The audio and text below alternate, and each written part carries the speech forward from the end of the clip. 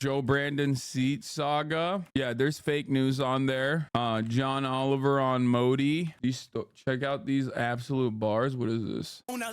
Dude, what about those little kids in Ireland? They're just like popping off. They're pretty good. Have you guys seen that? We'll talk about that in a second. Anyway, Joe Brandon seat saga. John Oliver on Modi. Israel bombs UNRWA school, killing women and children. Still no ceasefire. It seems. Byron McDonald's, to be fair, honestly. Byron Donalds says weird shit about Jim Crow and more. Get in. I don't know. I'm gonna freestyle. I'm gonna free flow today because honestly, I realized that like I can't be doing 8 hours of just like straight Israel Palestine every single dang day. No disrespect, but you know I think I have to do some other stuff too. Yeah, Trump's official vetting list for VP has been released. We'll talk about that as well. Does anybody have a blast off meme? Andrew Tate is really struggling with his sexuality. This is literally not Andrew Tate struggling with his sexuality. This is Andrew Tate being base before he went in the other direction. I know exactly what video this is. He's making a completely correct argument, which is that, yeah, like fucking a trans woman is not gay. It's an old ass video. I thought you hated the term base. I do. It's lame as fuck. Based. I especially hate it when people say it for like random ass shit that's like super right wing. It's like, you're so based, bro. You're so based. It's like you say that shit when you're talking about like political opinions that your dad has. You know what I mean? Use this one for the Mr. Beast collab that I wasn't a part of. Why the fuck would I use that in the blast off? I'm not even a part of the fucking collab. I mean, it did start on 4chan. Oh, shut up. It doesn't matter. Do we have a fucking blast off meme or not? God damn it. What's happening here? We're beasting off now. We're not beasting shit. Okay, we have nothing. Y'all have nothing, dude. Y'all have nothing. That's what has happened to this community. We used to be a community. We used to do things. Okay, we're done now. We're done. We are no longer a community. We had a sense of purpose. Stop sending me motherfucking. Okay, whatever. I'll use this Kaya one. Fuck it. Why not? Where the fuck is it? Where is it? Okay. You say get your funny up. Oh, get your money up, not your funny up. True, but you weren't supposed to actually. Will you watch the Yakuza show? Yes. On Amazon Prime? Are you fucking kidding me? Yes. I have a lot of high expectations from it. I do fear that it's gonna suck, but it is one of those shows. It is the type of content that lends itself so perfectly to like really good like a really good live action conversion, because it's basically a live action soap opera anyway.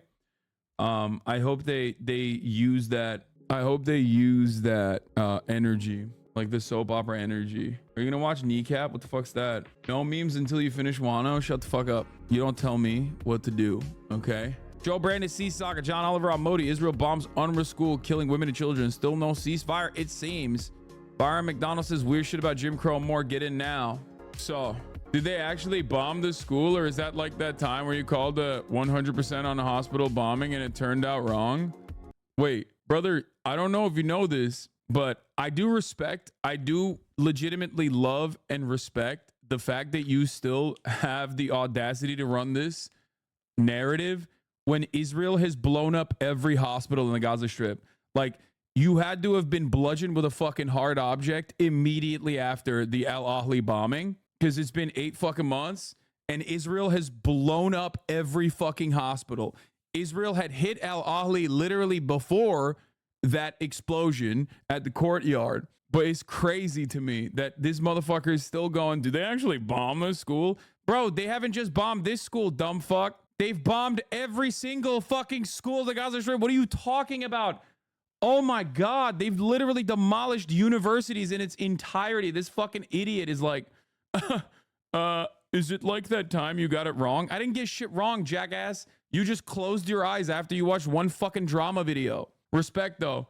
Hey, it's all good, guys. It's all good. The New York Times called it an X school. Yeah, it turns out they can't have a fucking school when, you know, there's a genocide going on. So it's technically an X school. So fear not, everybody. Yeah. A refugee shelter is what it was. Okay. An UNRWA school turned into a refugee shelter that Israel fucking targeted. Okay. Oy, oy, oy. Yeah. Not answering the question. Got it. I love how fucking stupid this guy is. It's always like a 2013 account too. It's always one of these dumb fucks. I can't believe that's a real person. It is. They're trying. Did I imply anything like that? Did they actually bomb this school? Or is it like that last time you called 100% on the hospital bombing and it actually turned out wrong? Which, by the way, it didn't. Yo, chill with the 2013 slander. I'm sorry to the 2013 Twitch watchers. I'm sorry. Some of you, as a matter of fact, many of you are like this guy, okay? Some of the old heads that have been on this platform, and you know this already, are fucking straight up insane, okay? Not every single one, but let's be for fucking real, okay? There's a lot of old school Twitch chatters in here that are just dog shit. That guy being one of them. So you weren't wrong. I'm pretty you admitted being wrong about that yourself. No, I didn't. The fuck are you talking about? You're not sure about anything. Brother, you're not pretty sure about anything. You can throw up the Pepega fucking email all day, every day, but that's you. Ironic, because one of the things I said at the time and reiterated over and over again was that, one, Al Ahly had been previously shelled by Israel, which it had 2 days prior. And not only that, but the argument was Israel's going to keep bombing every fucking hospital regardless. And all of you that are caught up on this back and forth misinformation campaign that Israel is absolutely using to its advantage are going to look like fucking jackasses a couple months down the line, which turned out to be the most true statement. But it's cool, man. Imagine still fucking running that shit. Still running that fucking line. Woo! You go out in public wearing this cap? Sometimes. Who's going to tell me I'm wrong? They don't know. Yeah, I fought in Korea. You don't know which side. What do you think about Japanese food? It's terrible, man. You ate the... Oh my God, I saw this clip, bro. This is unironically one of the most anti-Israeli clips you will ever watch, okay? Which side? The right side. Fuck you mean which side? Okay. Here, let's watch. rice with nothing. What do you think about Japan? Very cool place. Too much hype on the pink tree, and very shy people. Cute, but very shy. And wow, such a funny reaction. Like, I'm from Israel. Oh? What do you think about Japanese food? It's terrible, man.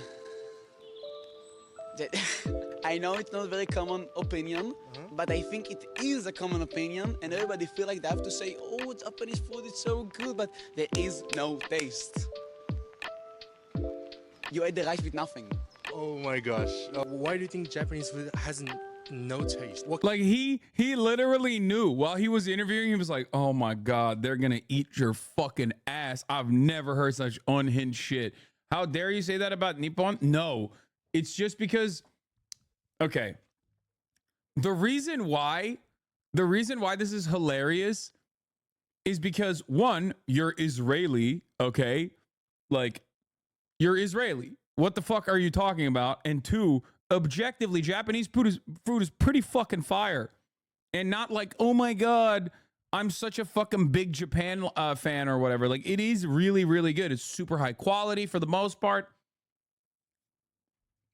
So the fact that this dude is literally being like, I am Israeli and Japanese food is not very good and everybody lies about it, like, that is the funniest sequence of events. Because if you're like Indian or Thai or fuck it, Turkish, and you're like, well, you know, I prefer Turkish cuisine, or I prefer Indian cuisine, or I prefer Thai cuisine, the Japanese food, like, people would be like, okay, fair, right?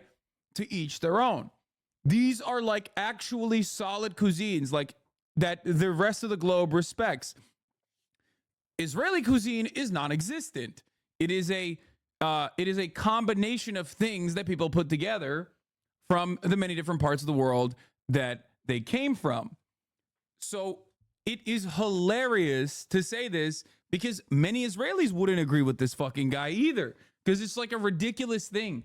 It's a ridiculous thing to just like both simultaneously shit on Japanese cuisine while also be like, yeah, it's not very good, not a lot of flavor.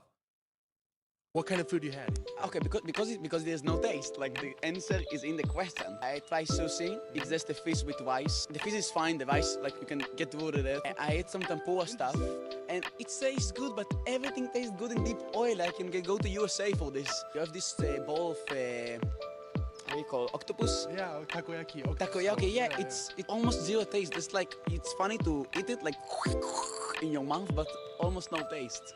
Yo, that's terrible, man. I know. No, he's saying that's terrible. Like what you're saying is terrible, man. Lack of flavor. He looks like a twink you. Yeah, I mean, he's a dude. As soon as I heard the accent, I was like, uh-oh. No, it's very terrible. Why pay a ticket for Japan for this? Oh my God, bro. People literally fly from all around the planet to do this specifically. Well. Too much hype on the pink tree. He shit on the sakura tree, which is beautiful in general, but that's fine. Whatever. You don't like the sakura trees, it's fine. Okay? But the shit on Japanese food is like, the fuck? He just has COVID. Yeah. This is perhaps one of the most across the board, unconditionally anti-Israel clips I've ever shown you. Like, we watch the Israeli government, the Israeli military fucking slaughter children, okay, on a daily fucking basis. But I know to the normie, that right there, what he just said right there to a normie is so unconscionable that normies will watch this and go, you know, I watched those IDF freaks like fucking parading around in like children's underwear or whatever the fuck, but like this right here is a bridge too far for me. That other shit, it's war, it happens. But this, anyway, this is Hamas propaganda. Most Israelis like Japanese food. Yeah, it's a ridiculous thing to fucking, ridiculous thing to say. Bro, forget the cuisine. Artificially revived to erase their own self-perceived weak Yiddish heritage. Okay, well, we're not going to talk about the history of the Hebrew language and its revitalization, or at what cost that revitalization came, as I've covered it many, many times over, because in a weird way, it's like actually a phenomenon. It is actually an insane project that was launched, and it's an insane linguistic project that was launched and was successful in such a short period of time. FYI, those comments are anti-Semitic dog whistles, not joking. Wait, really? What the fuck does well mean? Is it a Nazi dog whistle? Wait, really? What does that mean? How the fuck does chat know Nazi dog whistles that I don't know? What? I'm losing my game, dude. I'm off my fucking game. I'm off my motherfucking game. I did not know that well was a thing. Like, it's a racist reaction in TikToks where black people do stereotypical things. Oh. It's a racist dog whistle, not necessarily a Nazi one. I cannot believe that there are new types of racism that I'm not privy to. I thought people were just saying that because he's Israeli saying that he hates Japanese food. Anyway, thank you, Themasius, for the playlist. Well was from Clockwork Orange. Do you be noticing? See, I know that one. Like the I'm noticing things. Like that one I know. I can't believe there's a fucking new racism that dropped and I didn't even know. This is actually, dude, I'm washed. I'm so fucking washed, boys. It's over. It's done. I'm washed. I am no longer the king racist, bro. If people are out there being racist without my knowledge, without me even picking up on that shit, it's over. I'm done. I'm hanging it up. I'm fucking hanging it up, dude. TikTok racism is different. You got to catch up, Unc. Yeah, what the fuck? I remember the well thing that they used to do, like the the old emote, right? Is that what it is? Like they'd be like, well, and then they put like they would say the most unhinged shit ever about like whatever race that they're like shitting on, and then they put the old person emoji to be like, this is what old people say, and it's like, bro, you just said it though, like you said it with like a white old man, but like you're kind of saying it. Like, do you think that gives you a permission to fucking say that shit? But I guess the well is like a continuation of that. Acoustic is becoming 1-2 on TikTok as a sub for the R slur. No, this is autistic. I think people are saying acoustic instead of saying autistic. Also, you have to remember, like, it's I can't tell if it's a reclamation of the term autistic instead of just like using it as a slur, because most people that are using it are autistic themselves. I've heard regarded for the R word. Yeah, I heard that too. I mean, you say unhinged shit as a parody as well. That's true. That's true. I play the role of a racist from time to time. I guess like there's more context though in that situation, and there are certain things that I won't do. You know what I mean? Any adults that use TikTok censor speech outside of TikTok, I cannot take seriously and do not respect. Yeah, I don't know enough about this stuff. And someone acoustic, I would say, is a reclamation. I really see people use it negatively, but in general, I'm more tolerant of edgy humor. You also aren't an actual racist. Yeah, I think contextually you don't know what that person's like point of view is, what that person's perspective is.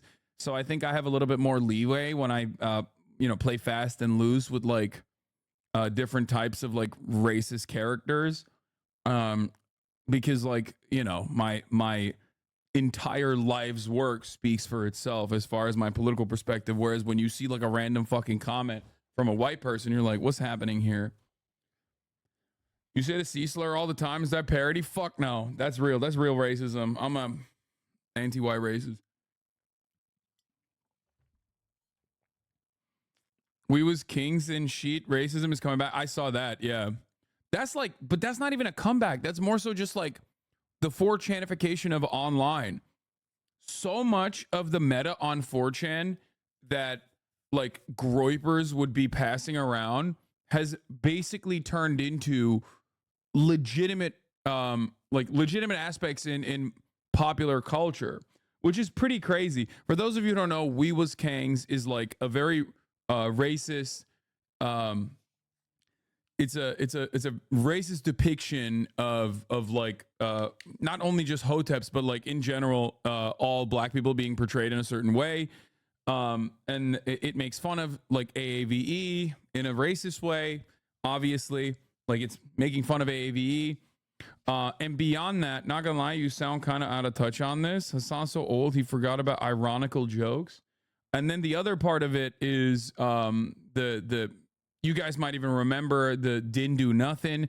That is another 4chan thing that Doja Cat was correctly called out for using. It's just like supposed to make fun of the way black people speak, claim that they're uneducated, and all this kind of thing. You guys aren't allowed to make ironical a word, please. Yeah.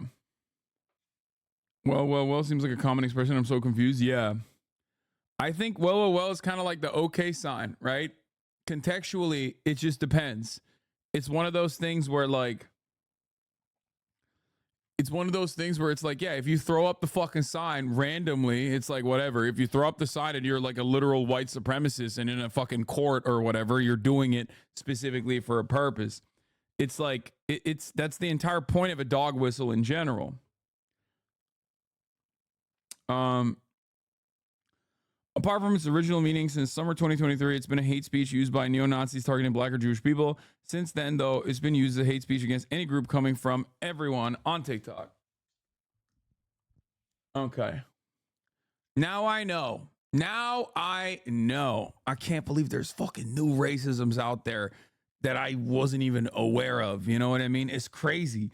It's crazy to me. You would tolerate what? Oh, shut up. Don't even fucking do that right now. Gray names coming in being like, oh, I'm going to fucking debate you on some random bullshit. We're not doing that. I haven't even fucking started my news coverage yet. God damn it.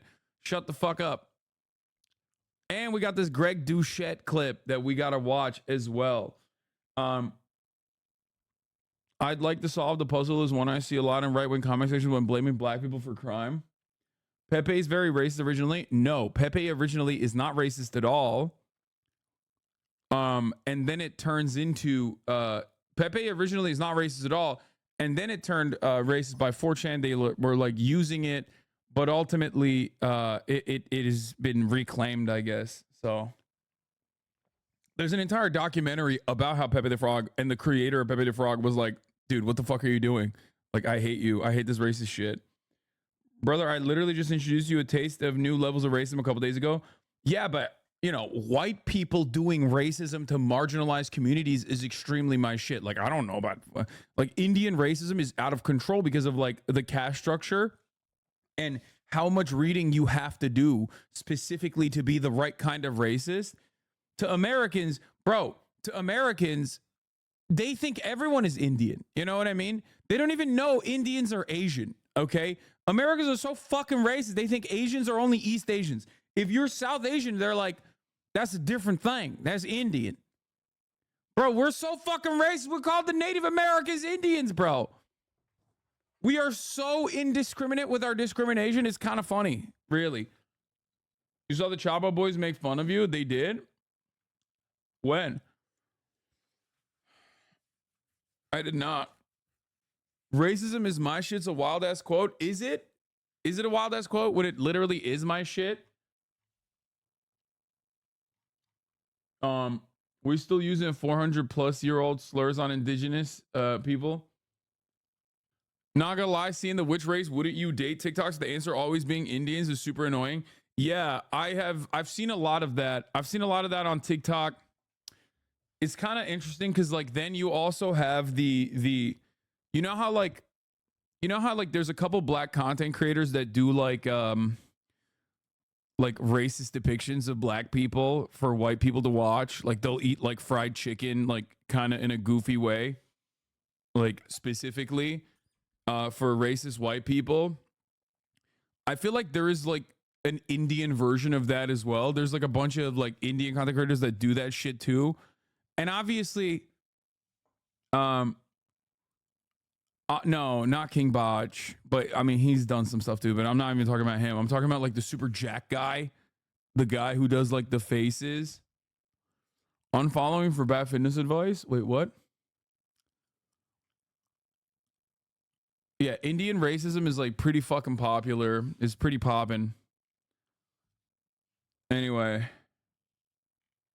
Did you see the Twitter? Did you see on Twitter a while back? There was a video of an Indian nightclub and a black person quote tweeted, "I know it smells crazy in there." And Indian Twitter went off worse than the Confederacy. Was nuts. Yeah, it's like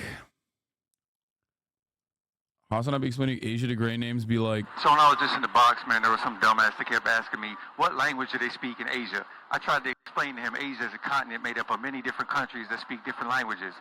Every fucking day he wants to ask me, so what language do they speak in Asia? Finally, I told him, leave me the fuck alone, man. You got one more question. His last question, look, man, I'm just trying to figure out, is Asia inside of Asia? Is Asia inside of Asia? What the fuck? Do you think the Joker face guy is racist? Wait, what? About what? Racist towards who? The fuck? Oh yeah. The Groovin' Gorilla. He called himself the Groovin' Gorilla, and then people came at him, so he changed his name to Big Groove. Still tap dancing though. Yeah, that's what I'm talking about. We'll talk about Matt Miller and Israel doing crazy shit. What happened to that one guy? What happened to that fucking one guy that was in the chat being like, is this like one of those moments when you said Hebrew wasn't just a dead language, it was used in prayer all the time and on occasion between Jewish merchants from different countries. In some ways, the revival was part of Zionism's erasure of Judaism's culture of exile associated with Yiddish. since it contradicted its nationalism. Secular Jews like Gershom Scholem criticized the revival precisely because of his religious history, saying, God will not remain mute to the language with which we've prayed for his return for a millennia. The one guy, oh, he left. He got bored. It's kind of wild. Oh, they got banned. Never mind. Here, let's unban him. I want to hear from him. He's pretty smart. Instagram is unhinged for doing this. Oh yeah, the unskippable ads. Yeah, they're pretty bad. Luckily, there's a way to skip the top of the hour ad breaks here. Thank you for the fucking layup, chatter. At the top of the hour, there's a 3-minute ad break, obviously, on Twitch, and it's pretty annoying. However, you can skip the ads on Twitch for $5, and on after July 11th, it'll be $6, or for free with a Twitch Prime by connecting your Amazon Prime account to your Twitch account, where you get 1 free Prime subscription a month. You can use it on your favorite broadcaster. Hopefully, that's me. You can also get gifted a sub if you're lucky, but there are mechanisms, obviously, to avoid seeing the ads at the top of the hour and skip the unskippable ads. Here's the 3-minute ad right now. Have you heard of Yuval on TikTok? He does some pretty cool content for Palestine and he calls out the Zionists. Yes, of course. I love Yuval. I communicate with him from time to time. He's great. He's a great content creator. I think he's wonderful. He's very smart. Yeah, he's awesome. There's a bunch of really cool content creators on TikTok that I really appreciate and I think are doing a phenomenal job. Yuval's one of them. You have what's his TikTok name? I mean, Joshua Joseph is another one. I think his TikTok name is like J Williams, J William J8. He's great. You have Good Trouble is pretty good. Did you see the humanitarian groups put together a letter of support for Donziger? Nice. By the way, it's been amazing seeing GDF go from a niche TikToker to a full-blown YouTuber getting millions of views of video. Yeah, we've been there the entire process. I've been fucking supporting this man from the goddamn jump, and I'm glad that he's finally getting his appreciation, and more people are finding out about his content because he's always made banger TikToks. He's always made banger videos in general. He's awesome. Do you know of Greg Stoker? Maybe. I don't know. GDF. Is GDF's actual name Gaddafi? Yes. Lolo? Nah, he's my least favorite content creator. Yo, I thought you said we weren't making any content. Yeah. Yo, you said this is literally just for coffee. Yeah. Wait, do you remember what I told you before I came out here? You said none of my cracker nonsense. Yeah, right. This isn't hardball. You're not Keanu Reeves. You're not saving me. We were just supposed to... Wait, whoa, this is racism, bro. What the fuck? This guy's racist? Hold up. I can't believe you guys did this. I can't believe you guys showed me anti-white racism in display. This is really fucked up.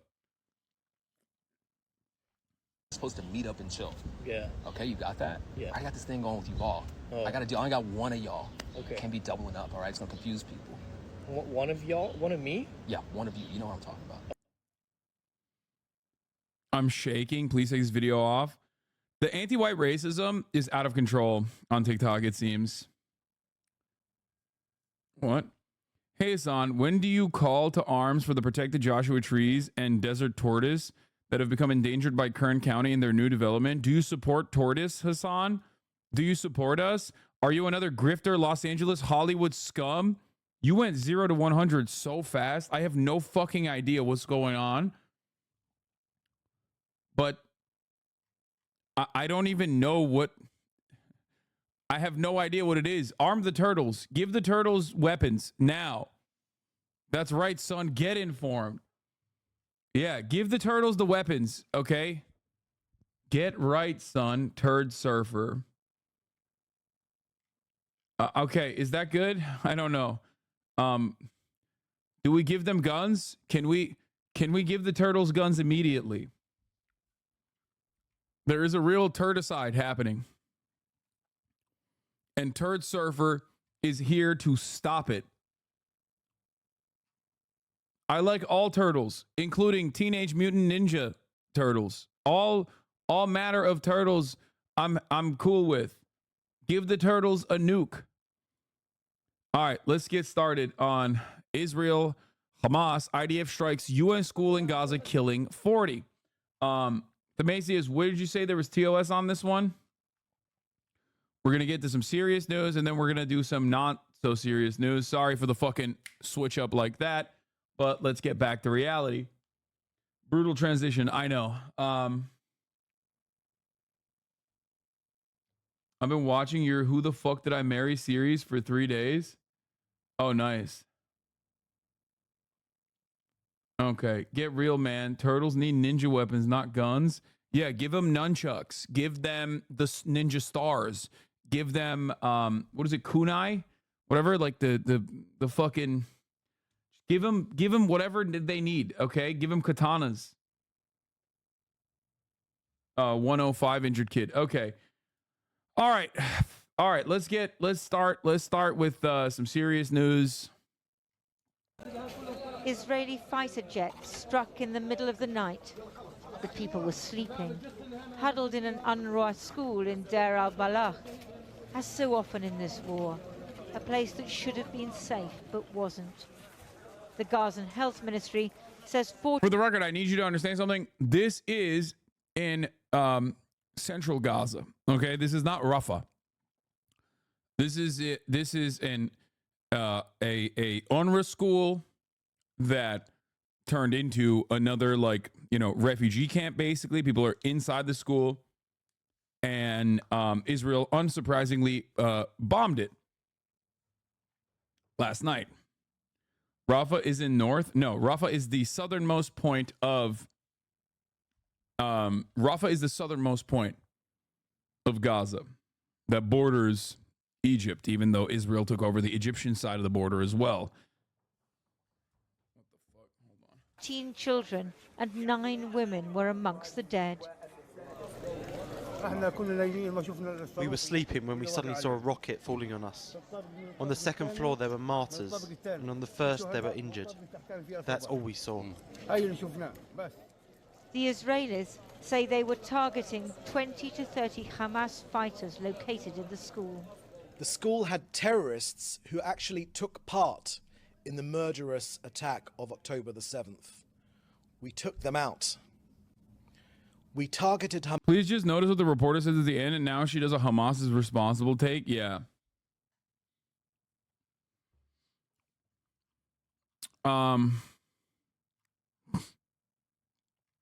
Yeah. Sorry, children and women that we just killed. 40 of you, the majority of the people killed in this refugee camp, being women and children. We've decided, Hamas. You are now Hamas. Hamas and Islamic Jihad terrorists of the Nukba forces.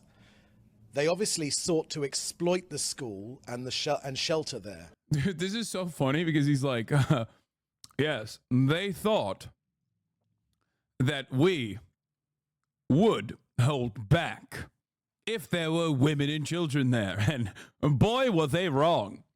We do not hold back. Have you not seen what we've done for the past 8 months? Obviously. But at what cost? Staff at the Al-Aqsa hospital saved those they could. It's fine, it's not TOS. I was sitting next to my father. May God have mercy on him. Then suddenly, I felt something on my head. Lots of rubble fell on my legs. Then I fell unconscious. Rubble fell on my father's head. My father was martyred. Very few hospitals are functioning in Gaza now, and they're short of everything: fuel, medicine, bandages, staff. We are seeing a humanitarian catastrophe on a scale that it's very hard to believe unless you see it, with many children, but also people of all ages injured, killed, disabled for life. It is very hard to provide the amount. Genuinely, honestly, what is the argument Israel's use when people ask why they don't just go arrest the Hamas guys instead of bombing the entire hospital? No one makes that argument because it is taken for granted that Israel gets to do what Israel wants to do. There is no... How are we going to make this argument when, almost 40,000 people have been slaughtered over the course of the past 8 months? amount of care, there is not enough aid, there are not enough staff, there is not enough space. So I think the international community needs to look at what is happening here and say that it is enough. This war needs to end. But it's not ending. Today, the Israel Defense Forces put out footage of their troops operating in Rafah. Although the Americans have presented the latest proposal for a temporary, then permanent ceasefire as an Israeli initiative, it's not. Neither Hamas nor Israel has. It's crazy because it's like they said that this was the Israeli proposal. Biden said this was the Israeli proposal. Why is Israel not signing on to its own fucking proposal? It's just so weird. What happened? Please explain to chat why all Israelis despise UNRWA and go out of their way to vilify them, even though the UNRWA in Gaza is run by a highly respected, decorated United States retired Army general. You know why they hate UNRWA, right? Without UNRWA's presence, Palestinians aren't technically refugees, so they will have no right to return or something. It's a fucked up, evil loophole. It's that, and also because UNRWA literally fucking hires Palestinians. UNRWA is the Refugee Relief Works Agency for the United Nations. It almost entirely works with Palestinians, however, because the UN, I guess, like in some weird way, feels responsible for, I mean, not weird way, obvious way, feels responsible for the creation of Israel. So they were like, we got to fucking do something. The entirety of UNRWA basically works with the entirety of UNRWA basically works with Palestinian refugees for the most part. UNRWA is a lifeline for the Palestinians. They get money, they get the international community's funds, and basically hire Palestinians. That's how UNRWA works. It is the largest employer of Gazans in general.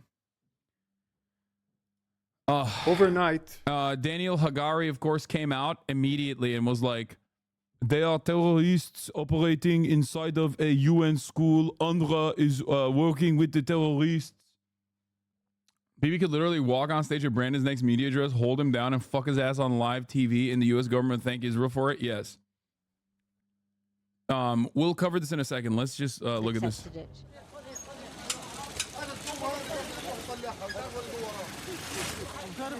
More chaotic scenes at Al-Aqsa Hospital yesterday as Deir al-Balah was struck again.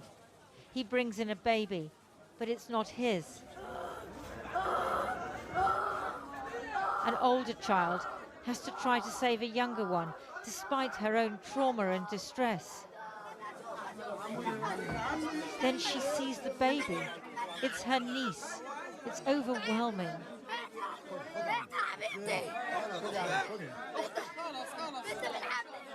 Scores have been. Do people like that child actually use the word martyred, or is that put in their mouth by Western media translators with an agenda to push? No, martyred means like, martyred just means you got killed by a foreign occupier in general, or even you just died. Like, you died while doing an honorable cause. It's just, that's it.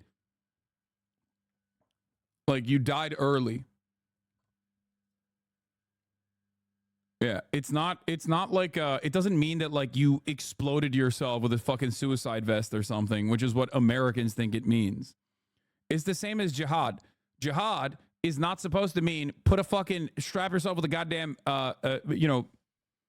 TNT with a comical fucking bomb vest and blow yourself up. Jihad means struggle, okay? Intifada means struggle as well. It means revolution. Uprising. But of course, for Americans or for the Western world, when they hear the term jihad, they think, oh, this guy is trying to kill Americans. Watch Greg's video answering you, please. You got absolutely cooked. I heavily and highly doubt that. I suspect that he will just go, you're so hypocritical. You say don't body shame, and then you body shame me and voice shame me or some shit. And dumbasses like you eat that shit up. I don't even hate Greg, by the way. I'm very clearly a fan of his content. I've clearly watched enough of his content to know what he sounds like. Yeah. All right, I just watched it. You literally nailed it. I know. People are so fucking one note. They go, oh, Oh, Greg got you, bro. We'll watch it in a little bit. Greg Douchette. That's my goat. I love him. Relax, Greg just bullied you. Greg tried calling you ugly. Wait, really? That's awesome. I'm very excited about it. We'll get to it in a little bit. Greg tried comparing a normal weight guy getting women to a 500-pound person not being about to. Shit is hilarious. I know. He made some pretty fucking bad arguments. But it wasn't even supposed to be that serious. That's a spoiler alert, okay? Why is Greg beefing with everybody lately? I don't know. He's just angry. No more spoilers, okay? We'll take a look at it later. Killed and injured, children orphaned, so many families bereaved and torn apart, so many individual stories, tragedies amongst the statistics. And who to blame? Most blame Israel. But listen to this man. He's cursing Yahya Sinwar, the leader of Hamas, who is probably no longer in Gaza, but somewhere safe and comfortable. Today, It's kind of weird that Channel 4 is doing this shit too, by the way, where they're like, yeah, actually, everyone is really mad at Hamas and not like Israel that is fucking dumping the munitions on top of schools. Mourned those killed in the UNRWA school. How many more must die before Hamas releases Israeli hostages and Israel stops attacking without mercy? How much longer must this go on? Lindsay Hilsum there. Well, a short time ago, I spoke to Sam Rose, who's head of planning at UNRWA, the UN agency responsible for supporting Palestinians. He's recently returned from Rafah. I asked him what he knew about women and children reportedly being killed in that Israeli strike on a UN-run school in central Gaza. The school was sheltering 6,000 people. Given the population of Gaza, the majority of those people will have been women and children. We've heard reports and estimates of between 35 and 45 people. I agree the framing is wild because Israel has all the power to stop the warfare, but that guy was literally cursing the leader of Hamas like word for word. Yeah, of course. I mean, that is also understandable. Guys, I think a lot of people forget that the Palestinian population of the Gaza Strip are not a monolithic force either. Okay? Like, the fuck are we doing? Yeah, it's perfectly valid and perfectly understandable for people to also be very upset at Yahya Sinwar or any number of different like Hamas leadership, depending on what their framework is, depending on what they think is going on. You know, he's looking at a massacred family member. You can't criticize someone cursing the names of who thinks are responsible for the mangled bodies in front of them. Wait, what? I'm not doing that. The fuck are you talking about? I'm not doing that at all. Like, there are definitely people. I mean, there's polling done in Gaza. I don't know how the fuck they do it, but there's still Palestinians being polled inside of Gaza. It's not like Hamas is 100% approval rating. Hamas' approval rating only increases in times of Israel's bombing campaigns, only to decrease later down the line. They're not exactly great at civil governance in general. They're not exactly super popular. They never were super popular. They were never as popular as they are now, all things considered. They've always been more popular in the West Bank than they are in Gaza for the most part. That's really important to remember. But a part of the reason why people are probably frustrated is because of the Israeli narrative that they try to fucking beef up all the goddamn time, which is that oh, they are they're hiding amongst the civilian population and therefore it gives Israel righteous cause. Now, ultimately, obviously, from where I'm standing, I can make the calculation that it is ultimately still Israel's responsibility. And the example would be if a Ukrainian turned around and was like, God damn you, Zelensky. A Ukrainian in fucking Kharkiv was like, God damn you, Zelensky. Why wouldn't you just like concede to fucking Russian interest? You would never in a million years see that on mainstream media. No mainstream media outlet would fucking show that Ukrainians' perspective because everyone understands it's ultimately Russia's fault. Okay? It's crazy. Except nobody ever fucking makes that analysis because people are desperate to always align themselves with whoever the fuck America has decided are the good guys in every conflict. Okay? People killed and yeah, my only thing, my only frustration with this would ultimately still be that it is up to the media to like show what is the prevailing narrative in general, and also beyond that, do their very best to showcase exactly who is responsible. Okay, it's ridiculous. When Russia bombs a fucking civilian, a mall or whatever, nobody goes, oh man, it's really fucked up that like Ukrainian soldiers have frequented this fucking mall. That would be ridiculous. It is still a war crime. Just like what Israel is doing is a war crime. Okay? PCPSR releases polls every 1 to 2 months, and you can compare West Bank attitudes with Gaza. Pretty interesting. Yeah. West Bank is always way more ride or die for Hamas than the people actually living under Hamas by a pretty solid margin. And that is because they don't exist under Hamas, so they only see Hamas as a defensive measure. If you were to poll not Palestinians, but just like American leftists, they would probably be way more fucking pro-Hamas than the entirety of the Palestinian population. That's why you hear a lot of people in the Western world say things along the lines of like, no, these guys have to fight till every last Palestinian or whatever. And that's because like we do have a way more bloodthirsty culture here in the Western world. Ironic because we don't consider ourselves as, under those terms or conditions, but we are way more bloodthirsty than the supposedly barbaric Arab monsters that we are talking about here. But yes, Channel 4 doing this kind of coverage is making it seem as though this is like ultimately Hamas's fault. It's ultimately on Israel as the occupier to not genocide children, but Gazans more than anyone are allowed to criticize Hamas's calculation to October 7th, since at the end of the day, it's on their blood. Yes. And many injured. We're not able to verify exactly who those people are, but we've seen the footage, we've seen the reports from the hospitals, and it would appear that large numbers of women and children are amongst the dead and injured. I mean, there has been condemnation from some quarters. Oxfam today has been talking about the carnage of Israel's actions. What do you make of what happened in that facility overnight? This was an attack on a crowded UN facility that is protected under humanitarian law.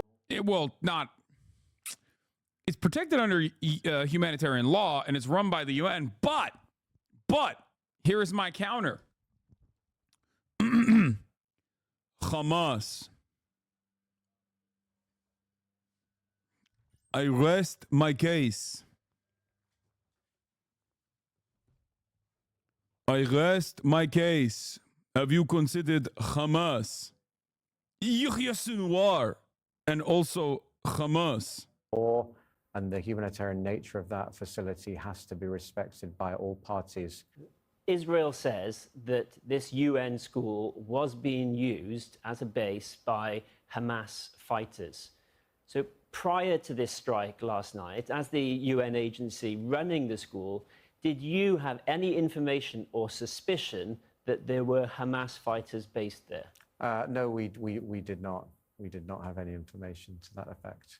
I mean, we're horrified and we're shocked by those allegations, but we didn't have any information to that effect. You've just come back from Rafah in the south. The border crossing at Rafah between Israel and Egypt remains closed. What is the effect of that? The border crossing at Rafah remains closed. We are now able to get some supplies in through Kerem Shalom, so some movement of aid has resumed. But look, we were failing collectively before the military operation in Rafah started. The collective efforts of the international community were not preventing people from reaching famine-like conditions in Gaza back in April. Since then, we've only seen a reduction in supplies getting in. So it's likely that the humanitarian consequences and the humanitarian conditions for the people on the ground have deteriorated. Journalists, this program cannot get into Gaza. Do you know what Israel's excuse for not having operational control over north and central Gaza? No, they have no excuse. They just, you have to remember, if you believe, like I do, that Israel's higher goal here isn't necessarily to like eradicate Hamas, but instead to eradicate a decent chunk of the Palestinian population that won't go so above and beyond that like the Western world will still give it assurances and support and expend social and political capital to defend them while still giving them a steady flow of munitions, because they would run out of ammo pretty quickly if it wasn't for America. While simultaneously the complete destruction of all civil infrastructure so that Palestinians have nowhere to live but rubble. If that is their ultimate goal, Hamas is good for them. Like Hamas being able to operate in central Gaza and in North Gaza is not necessarily a bad thing. It's a good thing because they can always point to it and go, see, Hamas. Now, of course, that doesn't make sense from the Israeli perspective, because the Israeli perspective should be, what the fuck? I thought you eviscerated Hamas in central Gaza. I thought you eviscerated Hamas in North Gaza. And now you're saying they still exist in North Gaza. They still exist in central Gaza. Sometimes Hamas even lobs missiles into Israel. What the fuck is going on?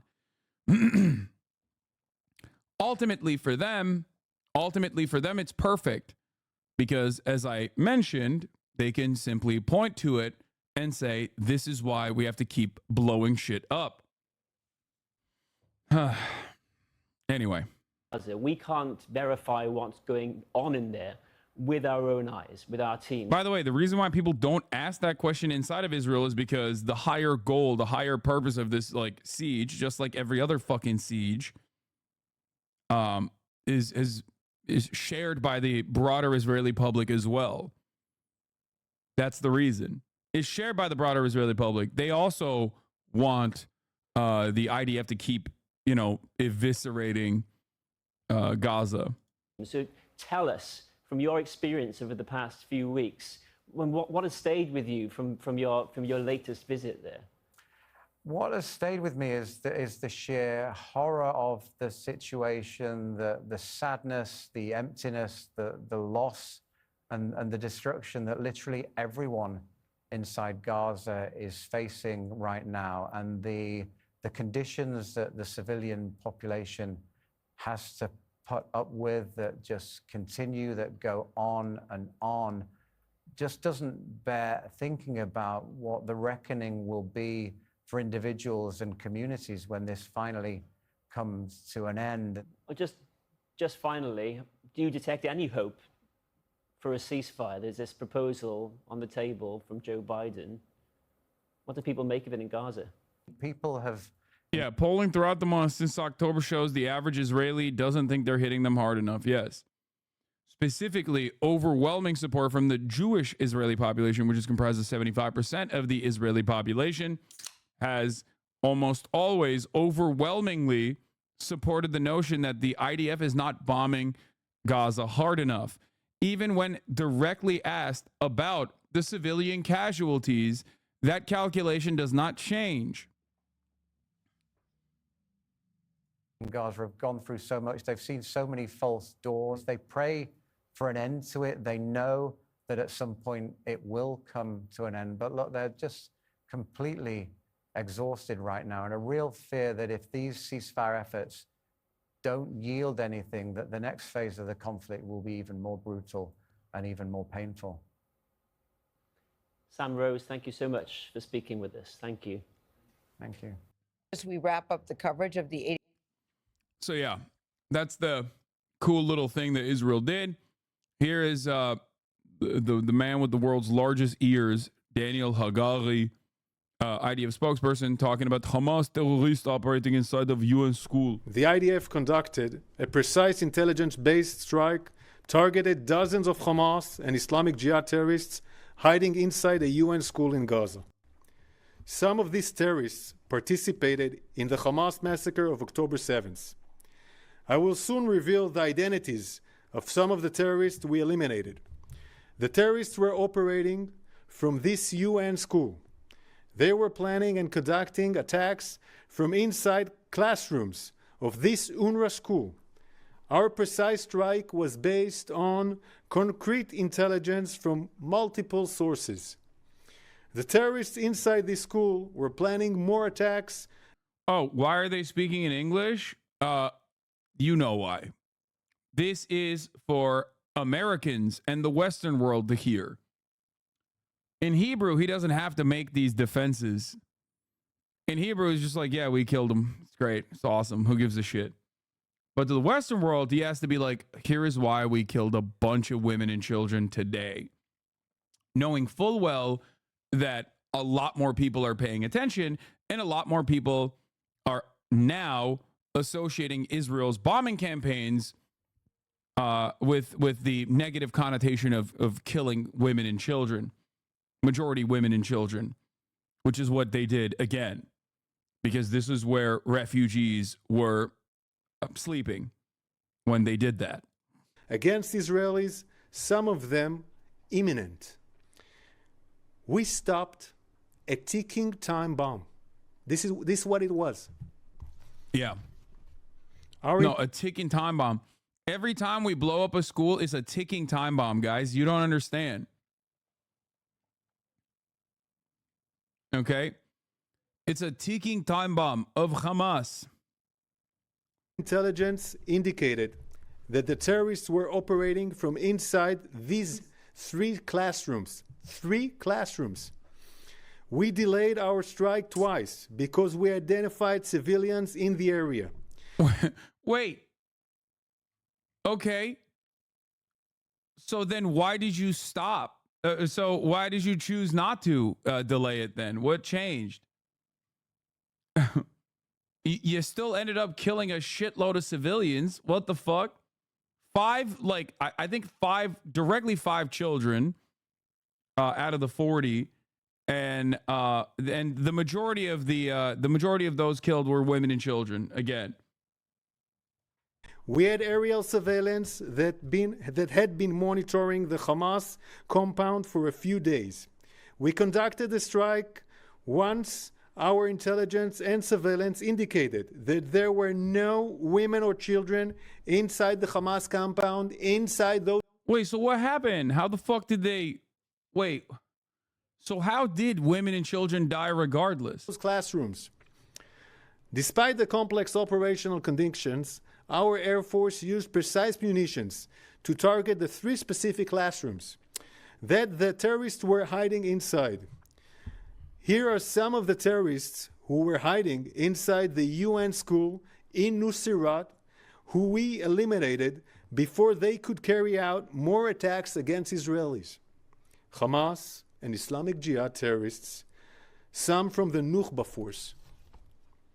Terrorists with blood on their hands. Bro, you have blood on your hands. Fuck you mean? You are currently describing the blood you have on your hands of women and children. I cannot believe these terrorists have blood on their hands.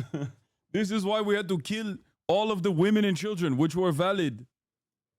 These are only a few of the terrorists we eliminated. There are more. Some of them took part in the brutal massacre of October 7th. We are working to verify the information. Yeah, they are really using the defense of if a school shooter was holding kids hostage, would you blow up the school? Oh, 100%. 100%. How do we not know that they are just regular civilian men? They could be, or they could be actual Islamic Jihad militants, or even part of the Nukhba force that's just like staying in the UN facility. Not everyone is literally fucking hiding in the tunnels. You have to remember that.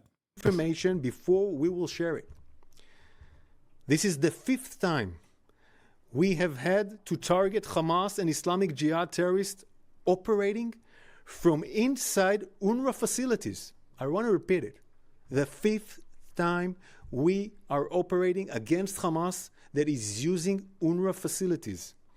In the last months alone, Hamas wages war from schools and hospitals. Hamas hopes the international law and public sympathy will provide a shield for their military activities, which is why they systematically operate from schools, UN facilities, hospitals, and mosques. Sadly, we saw some media outlets fall for Hamas's tactics yet again, before checking the facts. While Hamas abuses international... Does that mean they've only blown up 5 UNRWA facilities? No, they've done it so many times. I guess maybe 5 of them got like international coverage. Maybe that's why he's saying 5. I don't know. I hate it, but I hate blowing up schools, but we have to do it. Hamas is forcing our hand to do it. National law, the IDF will continue to operate according to international law. The systematic abuse of UN facilities is a war crime, and it must be stopped by the world. We will continue to do everything in our power to bring our hostages back.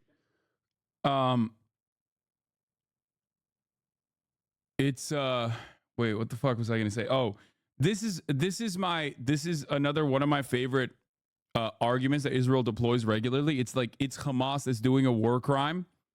It's not us. They're doing a double war crime because they're causing us to do a war crime by doing a war crime. Back home and defeat Hamas. As we fulfill this mission, we will continue exposing the true face of Hamas to the world. Thank you.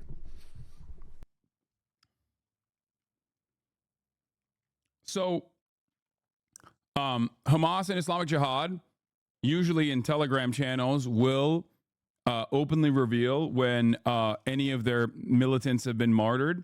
I don't know if they have about these guys. If they will say though, if they have died, if they've been killed, they will say like these were our guys. They got martyred. I don't know. I have no way of checking. Maybe there's people in here that could.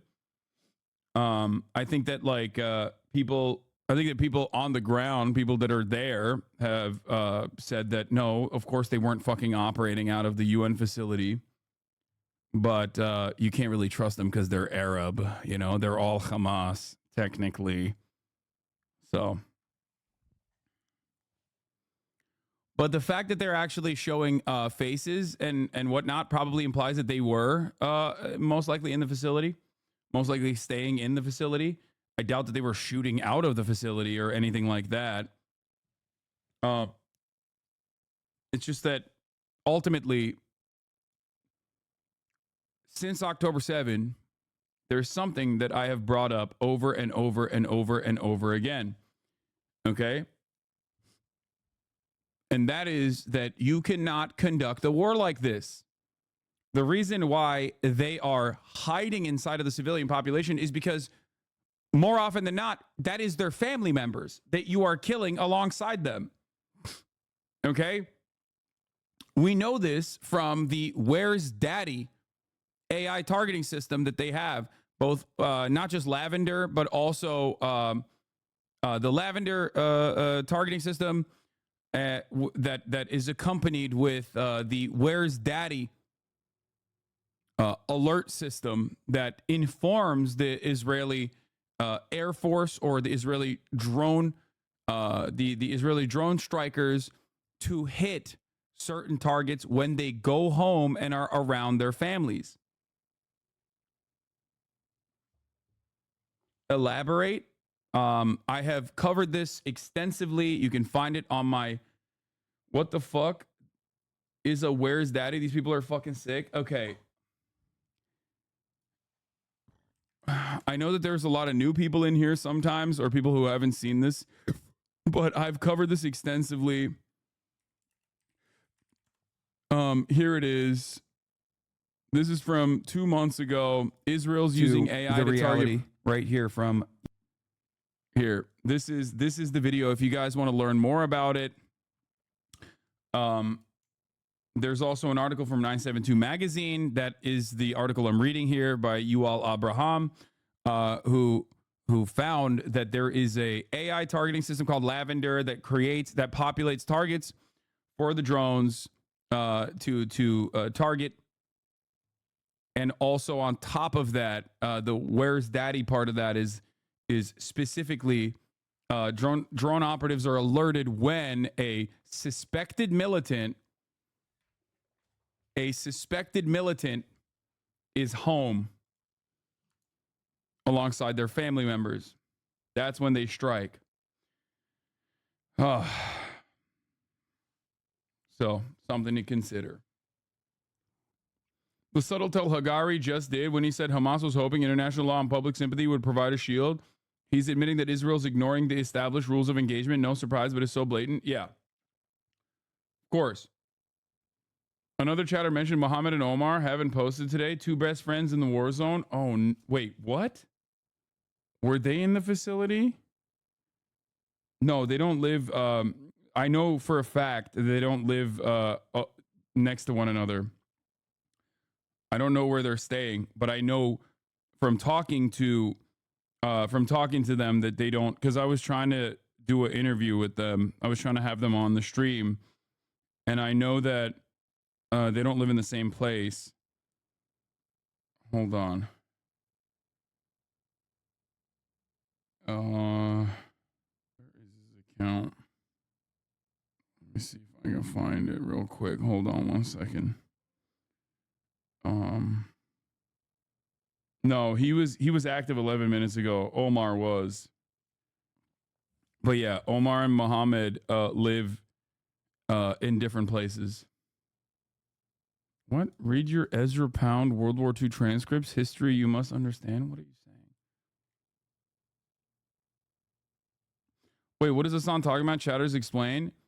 What I'm talking about is the Omar and Hertz show. These are two Palestinian kids, Omar Sharidan and Muhammad Ahmad. They have a show where they basically started posting on Instagram about like day in the life from the war zone.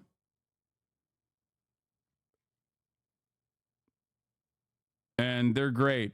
The Omar Hertz show is their Instagram account. I've shown them. When I showed their Instagram account, they had like 70K followers. Now they have 1.5 million followers. They blog and you know, talk about their lives every day. I talk to them every now and then, you know, just to check in, see what's up. I talk to Omar, and I've been trying to get him on the stream. The problem is obviously the time difference. One of the issues is that I can't get them both at the same time because, like, in the time frame that I'm live, it's nighttime over there, and travel during night is incredibly difficult. It's often impossible because you can get killed. But they don't live next to one another. So he was saying that like I can only talk to Omar if I do it at night. But I think they're safe. I mean, Omar was active 11 minutes ago. So just imagine, dude, this is literally like a fucking thing that they, you know, thing that they have to think about. 24-hour stream can, okay, everybody shut the fuck up, okay? Just like, this doesn't mean I'm going to do a 24-hour stream. Oh my God, you guys are so fucking annoying. Like, immediately, you have to hit that incredibly annoying note. Just so you understand what Israelis see, the main front page headline at Ynet right now is IDF reveals the identity of terrorists eliminated at UNRWA school attacking international media. The Ma'ariv headline was, the world was angry at the strike on the school. Now it was revealed what was hiding there. While Wallah's was, IDF spokesperson operating in Rafah is difficult and takes time. Though neither was on the front page, they either omit the truth or straight up act as IDF spokespeople. Of course they do. Of course. The Israeli media is fucking insane with the way that it operates. It's you know, this doesn't mean that there aren't like good journalists in Israel. There certainly are, and sometimes they are literally better at doing real journalism out of Israel than the Western media is, but ultimately, most of the popular outlets are operating alongside the IDF. How does this not cross the red line that the president laid out? State spokesperson was asked about Israeli strike on UN school. How does this not cross the red line the president laid out? I suspect that his answer is going to be, well, it's not in Rafah, and the red line is supposed to be about Rafah, but not really. Even as we know, Rafah is not a red line either. Several weeks ago, this is the second incident in less than 2 weeks where we've seen a pretty large civilian toll on what was supposed to be a precision strike. So with respect to the policy that the president announced, he was speaking specifically to a large-scale operation in Rafah, and we have not yet seen a large-scale operation conducted in Rafah. That's it's a small-scale operation in Rafah. Thanks, man. Said, we have seen strikes that put civilians in danger well before the president said that, and we have made clear to the government of Israel that we expect them to do everything that they can to minimize civilian harm. We've been through this before. It applies in this situation too. It is a difficult situation if it is true that you have this site where Hamas is hiding inside a school, other militants are hiding inside a school. Those individuals are legitimate targets, but at the same time, they're embedded near civilians. Israel has a right to try and target those civilians, but they also have the obligation to minimize civilian harm and take every step possible to minimize civilian harm. So that's why we were pressing the government of Israel and the IDF to be completely transparent about what happened here. We want to know the facts as much as anyone. Have they taken? Wait. Site where Hamas is hiding inside a school, other militants are hiding inside a school. Those individuals are legitimate targets, but at the same time, they're embedded near civilians. Israel has a right to try and target those civilians, but they also have the obligation to minimize. I mean, it's a Freudian slip, but like, can you blame him, bro? Can you blame him? Can you blame him? I mean, Israel is targeting civilians every day, dog. Of course. After a certain point of repeating that over and over again, he's gonna inevitably blurt it out. Israel has a right to target the civilians. Functionally, what he's saying is that regardless. So, yeah, here he is in color, 4K. And target those civilians, but they also have the obligation targets, but at the same time, they're embedded near civilians. Israel has a right to try and target those civilians, but at the same time, Israel has a right to try and target those civilians, but they also have the obligation to minimize civilian harm and take every step possible to minimize civilian harm. So that's why we were pressing the government of Israel and the IDF to be completely transparent about what happened here. We want to know the facts as much as anyone. Have they taken every step possible? We have seen them take improvements over time, but still, if it bears true that this strike resulted in the death of 14 children, the results aren't where they need to be. So it gets back to this question of intent and results. Even if the intent is what the IDF has said publicly, that they were trying to use a precision strike just to target 20 to 30 militants. If you have seen 14 children die in that strike, that shows that something went wrong. That said, these are all facts that need to be verified, and that's what we want to see happen. Go.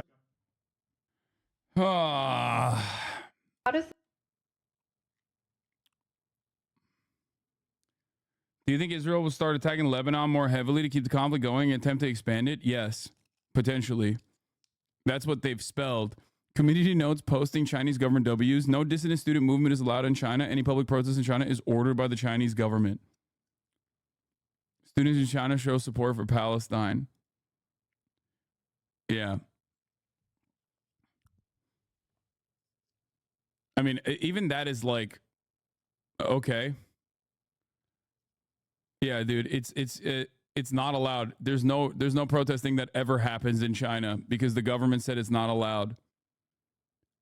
Like, remember the COVID protests? That was actually also the Chinese government, I guess. Since when do you have to verify facts? What? Dude, is there like a new video out there? What's happening? Like, is there like a new hater video or something? We have a lot of like weirdos coming in here and being like, Hassan, you famously don't verify facts.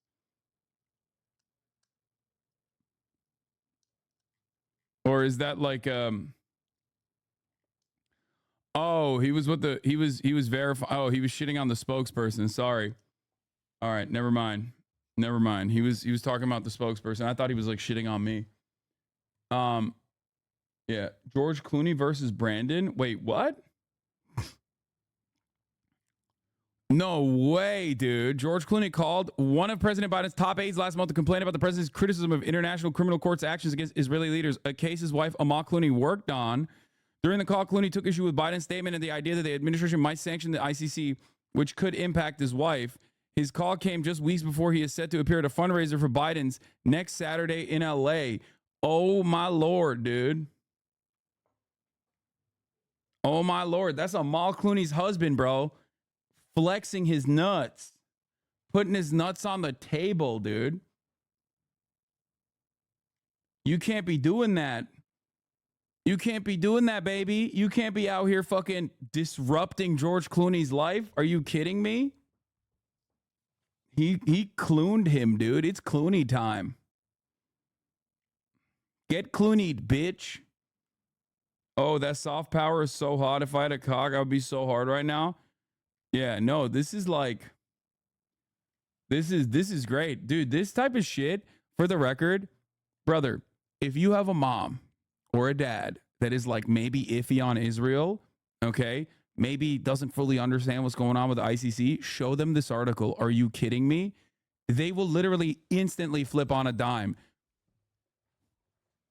This is going to convince your parents. This is going to convince your Morning Joe watching parents that like maybe they're not on the right side of history. I promise you.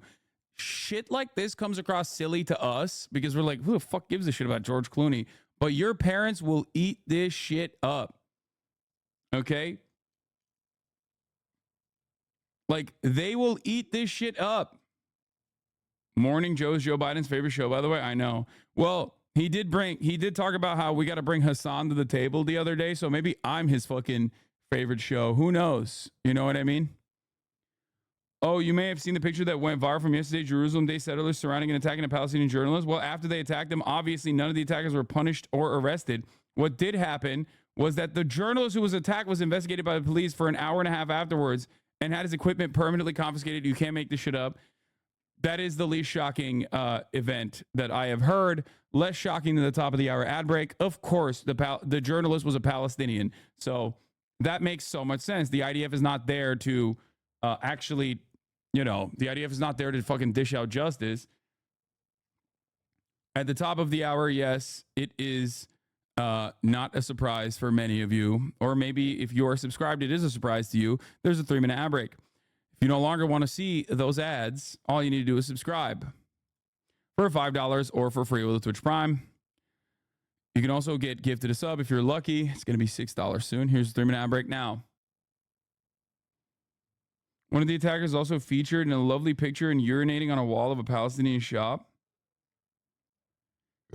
Why are you raising the prices? You think I have a say in this? Breaking. Israeli media report that the country is said to be placed on a UN blacklist of states that violate children's rights. Nobody takes the UN seriously. Fuck you, UN. Hamas. Yeah. That was Jerusalem Day celebrations in Israel, which is incredible in Jerusalem. In occupied Israeli territory. Yes, I have seen Jeff Tiedrick's old fucking tweets about Israel. He's based as fuck. I am more in the Jeff Tiedrick fandom than I ever was. Israel's an apartheid state with a stupid racist wall. I guess that's why you and Netanyahu are such great snuggle bunnies. Hey guys, the people who march while chanting Jews will not replace us are very, very, very, very, very upset with me for criticizing Netanyahu, and you'll forgive me if I doubt their sincerity of their newfound love for Israel. Holy fucking shit, criticizing Israel is not anti-Semitic. What is anti-Semitic is putting a Holocaust-denying lunatic who thinks Jews control the weather on the Homeland Security Committee. Sit the fuck down and shut the fuck up and spare us your fucking fake outrage. My fucking goat, dude. My fucking goat. He is so based. I love him. Chat, this is lib shit. Ask him how he feels right now. It's lib shit. He was still calling Israel an apartheid. What the fuck do you mean?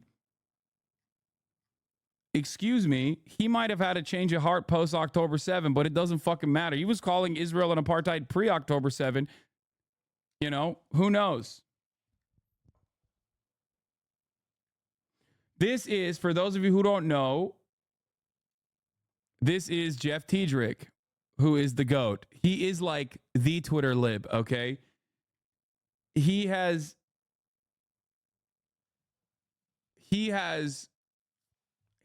the liberal. Someone told Jeff about your stream and he has apparently been watching. Yeah, I doubt it.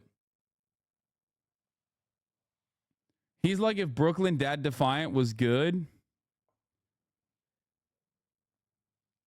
He is just he is the Omega lib, okay? He is the Alpha lib, he is the Omega lib. He is everything. This man, yeah, the patient zero for Twitter libs, yeah. And we always celebrate when something bad happens to the Republicans, specifically Donald Trump, because when something bad happens to Donald Trump, I always want to see what he has to say. He nuts so fucking hard. But yeah, it turns out he's been calling Israel an apartheid state and stuff. So I think that's pretty cool. And way before October 7, obviously. And October 7 might have broken his brain a little bit but the fact that he is using the term apartheid, who knows?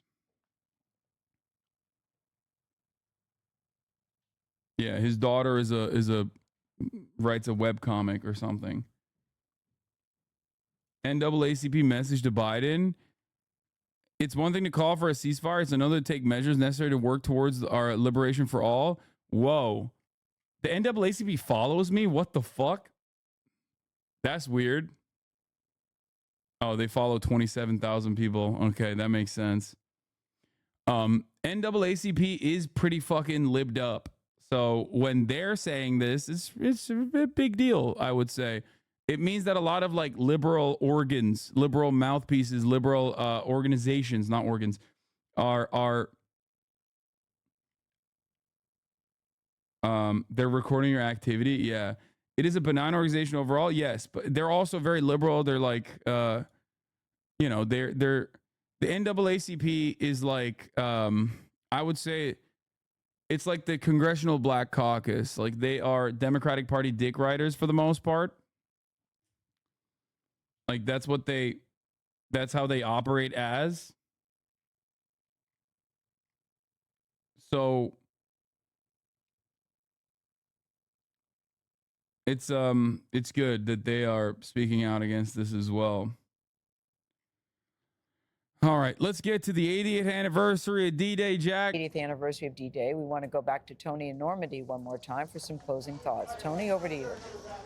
Hey, guys. Well, look, D-Day took Hitler by surprise. That was kind of the idea. But all that secrecy meant that there were days of worry as families back in America had to wait to find out what happened to their soldiers, what they had won, but also how many of their soldiers had been lost. As news of the invasion broke back home in America, the whole country seemed to hold its breath, aware of the fighting, but in a long wait for the results. And so, in Philadelphia, they rang the Liberty Bell for the first time in nearly a century. At hospitals and clinics, they lined up to donate blood they feared would be needed at the front. And in thousands of American places, prayer services started well before dawn and ran every hour all day. Until finally, at 10 p.m. Eastern, President Roosevelt addressed the nation from the White House. My fellow Americans, with a speech that took the unusual form of a prayer. I ask you to join with me in prayer. Not even he could tell the country it was all going to be okay or that everyone would be coming home. Lead us to the saving of our country, and with our sister nations into a world unity that will spell a sure peace. But as he signed off that night, he reached for a vision beyond even D-Day, a vision that for us, 80 years later, still feels like a prayer for our time. A peace that will let all men live in freedom, reaping the just rewards of their honest toil. Thy will be done, Almighty God. Amen. Such a powerful day here. Late yesterday, I walked down to Omaha Beach, and I found there some families had scrawled the name of their loved ones into the sand, and another group of family members had printed out pictures, placed them under rocks. It's the simplest memorials at the end of the day that I think are the most moving and that help us make good on the promise to never forget what the sacrifice was here. Yeah. Good thing there's no Nazis anymore, especially not in America. Yeah, their sacrifices were not in vain, guys. Certainly. You know? Good thing. Oh, well. Ay, ay, ay. And that's why it's so important that you are there and that you're telling the story and that we all, you know, you can't repeat it. You have to acknowledge it. And that's why it's so important. So we won't repeat it. So we won't repeat it. That's exactly what I was trying to say, Nate. Yeah. The enduring resonance. Biden compares war to the Ukraine conflict on D-Day's anniversary, Jack. Of D-Day brings the world's leaders here to Normandy to reflect on the past and to consider the future. Also, there was some fake news going around. I myself almost fucking dove into it, and then I investigated it further. Brandon was not sitting down on an invisible chair. That was a clipped out of context moment by the RNC. Okay, we're going to talk about that because that was drama. Okay, that was real drama. Ladies and gentlemen, Brandon himself, where the fuck is it? Let me see if I can find it. Oh, here. Daily Caller and everyone else posted it too, a 13-second clip.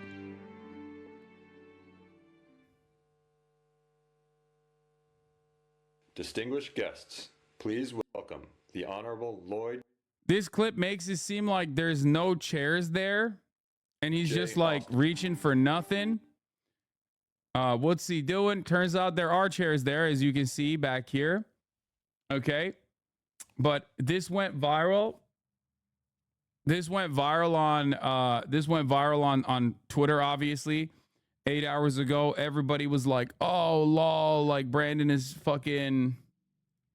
Brandon is not sitting at a actual chair or whatever. The clip was actually cut out of context. Here is the clip. Here's the rest of the clip. Secretary of Defense of the United States of America. Yeah, people were saying that he was pooping himself. People were saying that he's like looking for an invisible chair. You got goofed. You got duped. We got clip chimped. Okay. Now, I don't know if he actually pooped himself. He might have done that, but that's like, you know, that's neither here nor there. The way that people were talking about it was like, oh, he's pooping himself, or he's actually fucking looking for an invisible chair. Where's the chair? Turns out there is a chair there. We don't know if he actually shit himself. Maybe he just sat down in his dookie diapers, but anyway, that's besides the point. Let's get back to the D-Day anniversary. Biden compares war to the Ukraine conflict. Among them, a different dress code for a leader fighting a war at home.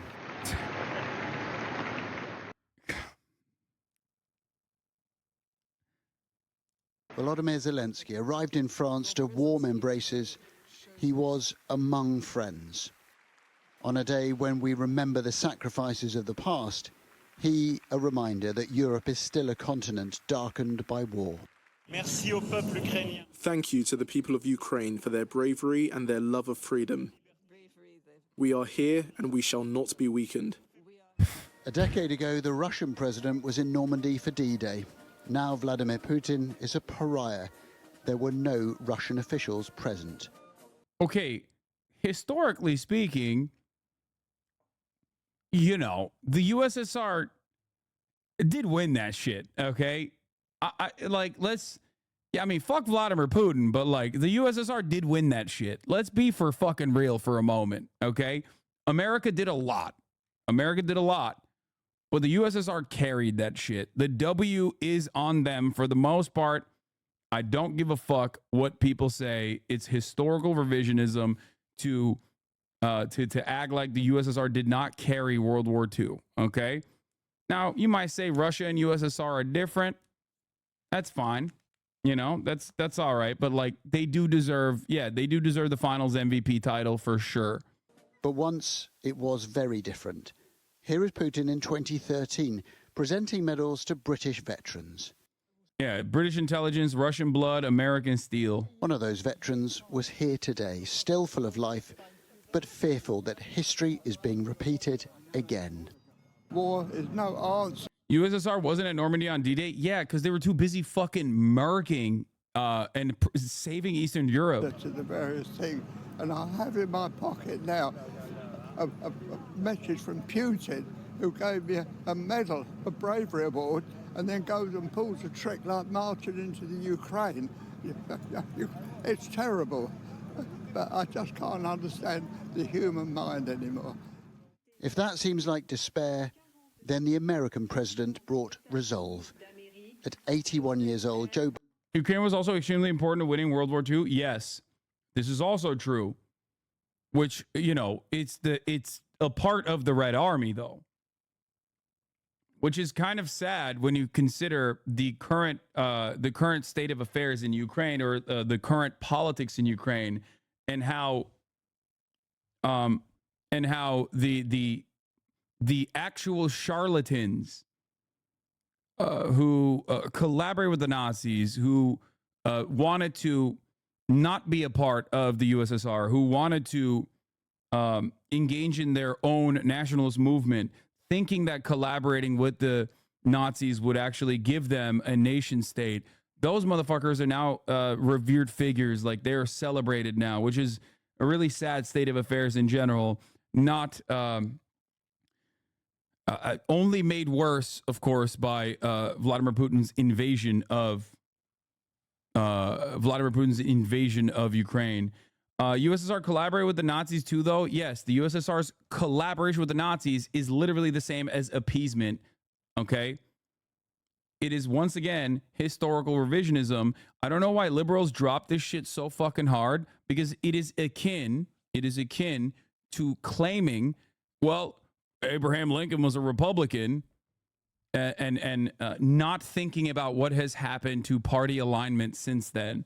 Okay, it is literally the same ahistorical gotcha. It is identical. And we have, you know, whenever Republicans try to do that shit, you're like, shut the fuck up, dumbass. You're literally wearing a Confederate flag right now. Suck my dick. Okay? It's just, you know, Nazis were socialists. Yeah, totally. Yeah, no, definitely. They were real socialists. They were definitely socialists.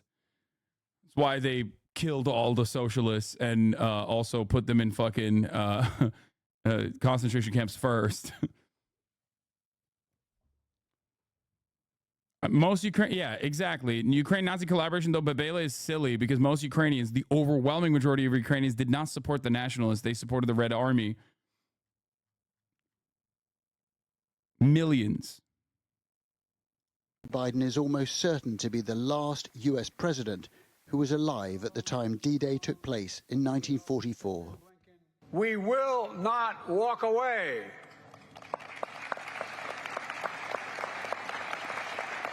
Because if we do, Ukraine will be subjugated, and it will not end there.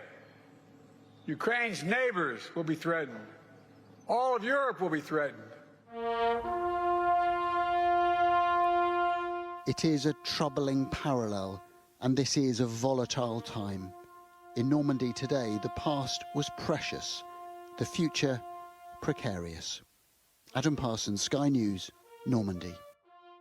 President Biden in Normandy to commemorate the 80th anniversary of D-Day. Yes, the president there greeting the veterans one by one this morning. World News Tonight anchor David Muir just sat down with the president in Normandy for an exclusive interview. Bro, imagine all of your fucking countrymen are trying to fight the Nazis, and you're just like, I'm gonna go kill some Polish people for these fucking Nazis. That is like Ukrainian nationalism. That's what the Ukrainian nationalist movement was busy doing. We're gonna go round up the Jews for you guys, Nazis, please. And then they still got arrested by the Nazis. Anyway, that's neither here nor there, but very, very fucking stupid, very big L's overall. But of course, when fascism on the fucking rise all around the planet, all of these, all of these figures that are supposed to be dunked on endlessly are now being, their historical, their historic actions are now being relitigated as though it was a fucking good thing. You know, some of them are even getting celebrated in the Canadian Parliament, which is unimaginable. Good morning, David. Robin, good morning from Normandy American Cemetery, right? Yeah, USSR were on the road to Berlin when the USA finally got there. Ukrainians were 25% of the Red Army, which is why it's bullshit when they say Galatian SS had no chance but to join the Nazis. I've never even heard anybody saying that. If you joined the Foreign Legion, you were fucking invested, okay? It is like, especially because like we look at it with today's eyes and we're like, well, you know, Slavs are white, right? Except back then, in the eyes of the Nazis, they weren't. So like, it is akin to a black person, like deliberately involuntarily, like a freed black person going to the South and being like, I'm going to join the Confederate forces. Okay? It's like that. I'm going to go and join as a free black man. I'm going to go and join the Confederate forces to ensure that the slavery continues type shit. Here in France on the 80th anniversary of D-Day, the bravery of thousands of young American sons who landed here on the beaches 80 years ago. I spoke with President Biden just moments ago before his speech here, and we started with that bravery. It's not lost on us where we are today, what these brave young American sons did 80 years ago. And we know what we're witnessing in the world right now, the wars, the deep divisions at home. What do you think these American heroes can teach us right now about meeting this moment? Stand up, tell the truth, serve your country. You know, imagine what they had to come through. Bro, if you put this fucking hat on his head, people would believe that he was there fighting, okay? He's so goddamn old, dude. Yo, all he needs, he's doing the old man face. He's like, Jack, I can't open my eyes. I swear to God, put the fucking hat on him, dude. Put the motherfucking veteran hat on him. I was there. Storming the beaches of Normandy. I was here 30 years ago, came in on a landing craft. You could see from out there what they saw here. The idea that they got off those boats, they got off those landing crafts. Many of them died, sinking in the night. Come across that beach as long as it's crazy because yesterday we listened to a 104-year-old veteran. The motherfucker was 104 and he sounded better than Brandon is right now. That's crazy, man. That's actually crazy. There's dudes that are like 20 years older than him that are out here sounding more coherent. Is so crazy. It's just astounding. It's astounding. But what it says to me is how critical alliances are. How critical alliances are for our security. Yeah, like our alliance with the USSR. Honoring our heroes and defending democracy. And I asked him about Ukraine and about the U.S. now authorizing the use of American weapons inside Russia. And Vladimir Putin's warning about this overnight. I wanted to ask you about Ukraine. I know for years. Hassan, why do they call Nazis National Socialist Party if not socialist? Socialism was very popular at the time in Germany and all around Europe as well. It's not like it is today when you think of like the Red Scare propaganda, especially in a country like the United States of America, where like socialism means you're automatically a bad guy. So they use the popular momentum surrounding the term while simultaneously cutting allegiances with literally fascist business owners. It was for PR. That's it. They very quickly and very swiftly took care of the actual, like, anyone who had even any allegiance to like a workers' movement inside of the party, very famously. This is part of the reason. Yeah, also Nazis very much made it clear that they hated Marxism. Yeah. Something to always remember is that like the Nazis were very good at co-opting aesthetics. Okay? Like there is an aesthetic to fascism, and they cared about like a maintenance of order and presenting themselves a certain way. And they were room readers to some degree, right? And they did that to gain some kind of popular momentum. But one thing to always remember is that the reason why I always say nationalism, especially nationalism as a fascist movement, not as like a nationalist movement in developing a nation state for a group of people, is like a post-colonial emancipatory nationalism versus the nationalism of like Germany at the time, or nationalist movements that you see here in the United States of America. There's a difference. There's a distinction there that's pretty significant.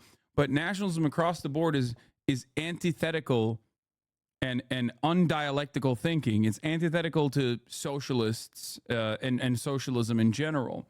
And the reason for why it is antithetical is because like it's the higher power there. It is the real reason why you have it is the actual ideology.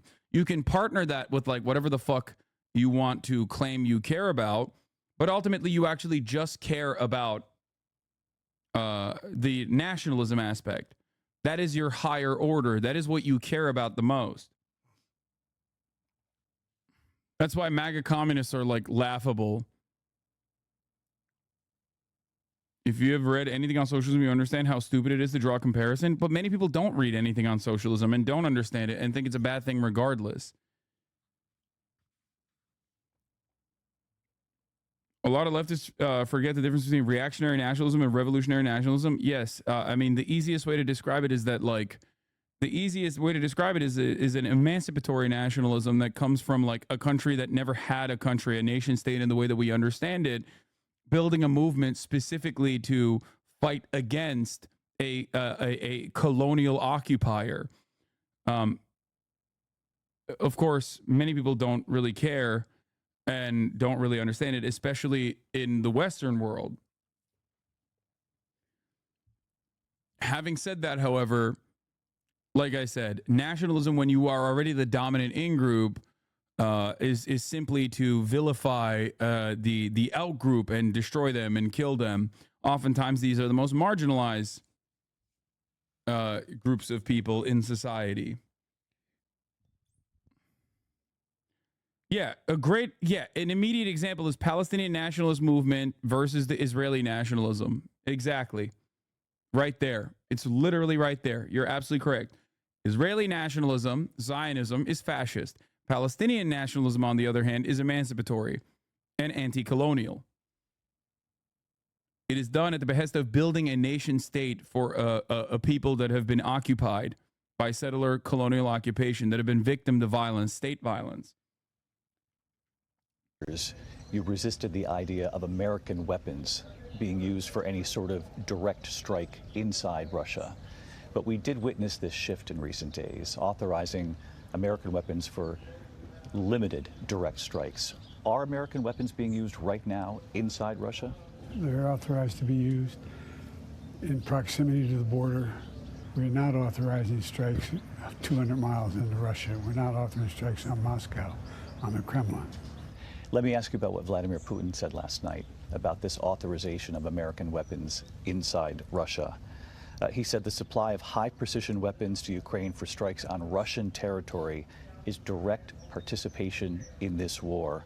Why are they so focused on Ukraine and not Israel? Because this is being used as a photo op to re-galvanize support for Ukraine. Literally, one of the first things they did was ban labor unions. The term privatization literally originates from Nazi Germany's economy. Exactly. Hitler was questioned on this at one point, and his answer was, something along the lines of, what is socialism? If people have bread and a job, that is socialism, essentially showing it was just populist bullshit. Yeah. I mean, he fucking very openly despised Marxists and trade unionists and killed them and put them in concentration camps.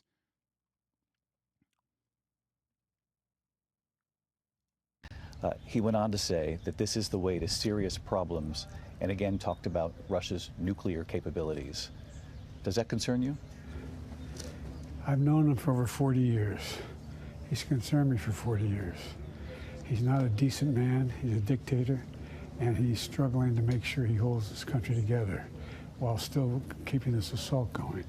We're not talking about giving them weapons to strike Moscow, to strike the Kremlin, to strike just across the border where they're receiving significant fire from conventional weapons used by the Russians to go into Ukraine to kill Ukrainians.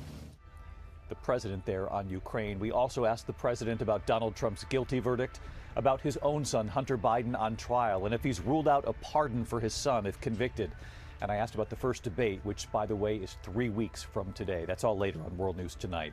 But, Robin, a profoundly moving day here, of course, as we honor the heroes who stormed the beaches here 80 years ago. Robin. All right, our thanks to you, David. And as David said, you can see much more of his interview tonight on World News Tonight. Anyway. What is this? Israel used U.S. bombs to kill 40 people inside a UN school, including 14 kids and 9 women. Israel bombs UN facilities all the time, at least 170 times in Gaza. There are never any consequences because they are above the law. Legalized bribery works. Our Congress is the worst. Uncle Magic, dude. There it is. Here's holding Biden accountable. The account pushed Biden left. The Biden presidency, we were promised kids out of cages, a Medicare-like public option, $15 an hour minimum wage. The Biden presidency, we're getting a 3-theater defense strategy, how America could prepare a war in Asia, Europe, and the Middle East. I don't understand how people don't recognize that these are the last-ditch efforts of a dying empire.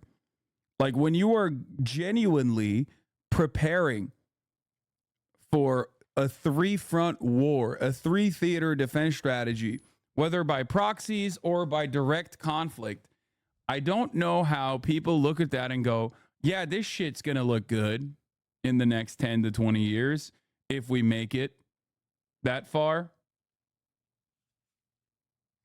Like, what are we doing here? What is going on? This is pure barbarism, okay? It was just found out that Russia has been secretly shrinking Finland's oceanic borders without informing us or anyone for that matter. Oh boy. Goodbye, America, KKK. I mean, if you're Finnish, you're now a part of the America, KKK. You're a part of it whether you want it or not, you know? Now, if I'm Finnish, I'm extra worried because, like, your ass is way too fucking close. Your ass is close as hell to Russia. You know what I mean? They're too busy. They're too busy fucking, trying to take over the greatest Ukrainian towns known to man at this moment. But, you're in fucking striking distance. You're a front lines country. And here is part 4 of my interview with former President Donald Trump. Take a look. Let me ask you this. Wall Street Journal, big article. Democrats are worried. You keep reading. Democrats are in a state of panic. Democrats are in a state of panic. And now... Like, this is something that we don't even think about and don't even consider. But, like, there was a fucking anti-NATO movement broadly in France and many other countries for quite a long time in Europe, in European countries. Because they were like, why the fuck are we joining this goddamn protection racket? You're going to put missile bases in our country, and then you're going to open up, like, you're making us a target against the USSR. Why the fuck will we do that? That's so dumb. Now, obviously, that's gone. One, the USSR is gone. Cold War happened. America won. Capitalism won. We already know that. And Russia itself is not a socialist nation at all or anything like that. And have like some energy trade relations with European countries, but ultimately is doing a lot of fuck shit. But it is something to consider as far as as far as NATO involvement goes. This is something to remember.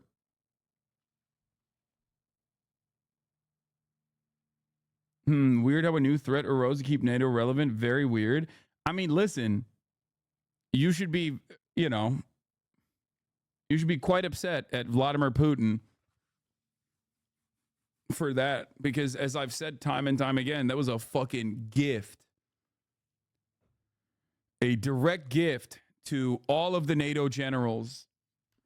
That's what Vladimir Putin did by invading Ukraine and also showing all of the European countries that they were both invading Ukraine and also simultaneously not doing a great job with it either from the Russian perspective, militarily. All right, let's continue. It's something that we have covered at length on this program, and that is Joe Biden's cognitive decline. Now Democrats are saying it, and they're saying it out loud. Wait, Jens Stoltenberg was a massive anti-NATO youth organizer, socialist as hell? No fucking way. Are you serious? I did not know that. Do you think Turkey would follow suit if a war between BRICS and NATO happens? BRICS? You think there's going to be a war between BRICS and NATO? That's insane. BRICS is not a real allegiance, okay?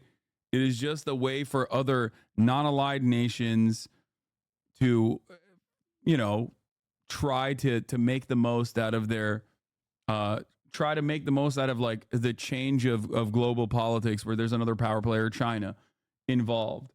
It's a way for them to leverage their existing relationship with the United States of America for the most part.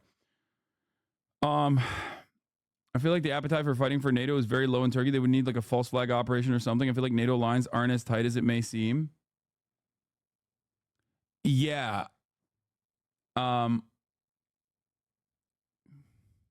NATO certainly would never do false flag operations in Turkey to get them agitated and excited to be willing participants in some kind of anti-communist war, for example. Historically speaking, surely they would never do such a thing. Turks died by the thousands in Korea for some reason. Yeah, that was because some reason they were just really invested. They personally were really invested in making sure that anything, nothing above the 38th parallel existed. That's why they were just real ride or die. And let me play you a clip of Joe and get your reaction to it. And then I'm going to butt it together with a different Joe. I called him the night after his State of the Union address, Jacked Up Joe. Maybe he had a lot of Red Bull or Monster Energy drink. Or something. Or something. I feel like we should watch the Best D-Marks video at this point. The Best D-Marks Turkey video that I have been meaning to watch for quite some time. I think it's just like it prominently speaks on the NATO. Hold on. 70s in Mar. Here. Wasn't there a picture of Sudafed and Trump's desk? Yes. It is about the deep state. It is, I mean, I'm sure it'll feature the invention of the deep state. There's TOS stuff in it. Is there?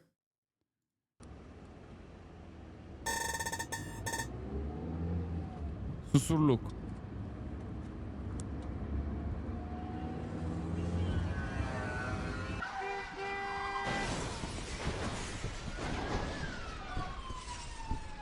When people say, Hassan, why are you anti-NATO? When people say, Hassan, why are you anti-NATO as a Turkish person? I suspect that the many different mentions of how all matter of revolutionary and socialist movements in Turkey were absolutely gutted and eviscerated by the government and our, the Turkish Milli İstihbarat Teşkilatı, and how it was propped up, created, designed by the Americans, by the CIA, and how how NATO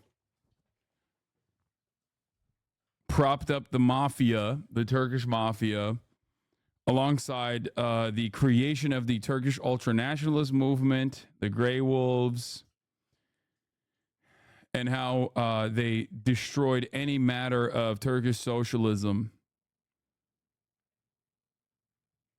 in Turkey in an identical fashion to Gladio in Italy, as a matter of fact. Let's watch. On an early November evening in 1996, a black Mercedes, traveling at nearly 110 miles per hour, crashed into a truck near Susurluk in western Turkey. 3 of the 4 passengers in the car died instantly.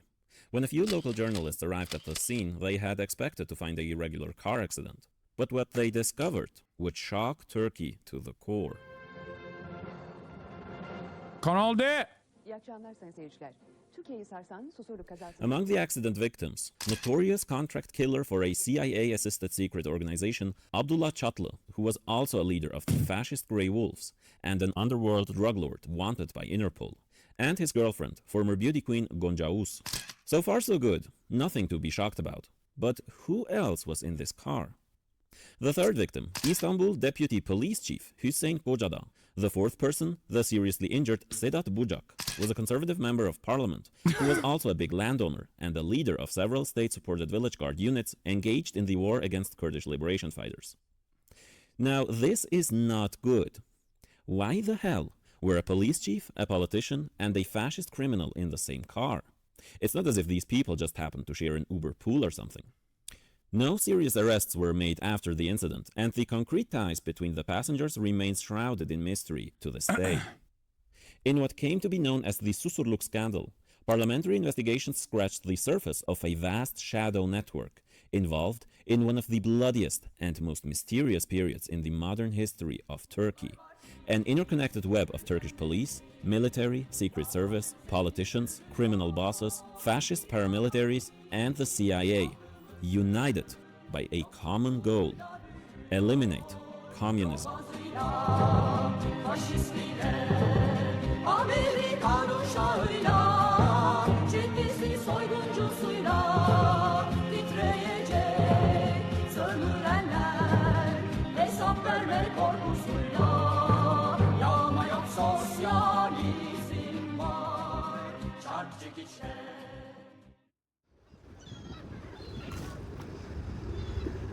Turkey, officially the Republic of Türkiye, is situated on the Anatolian Peninsula in Western Asia, spanning across 2 continents, giving it an important geopolitical position and making it a regional power of significance.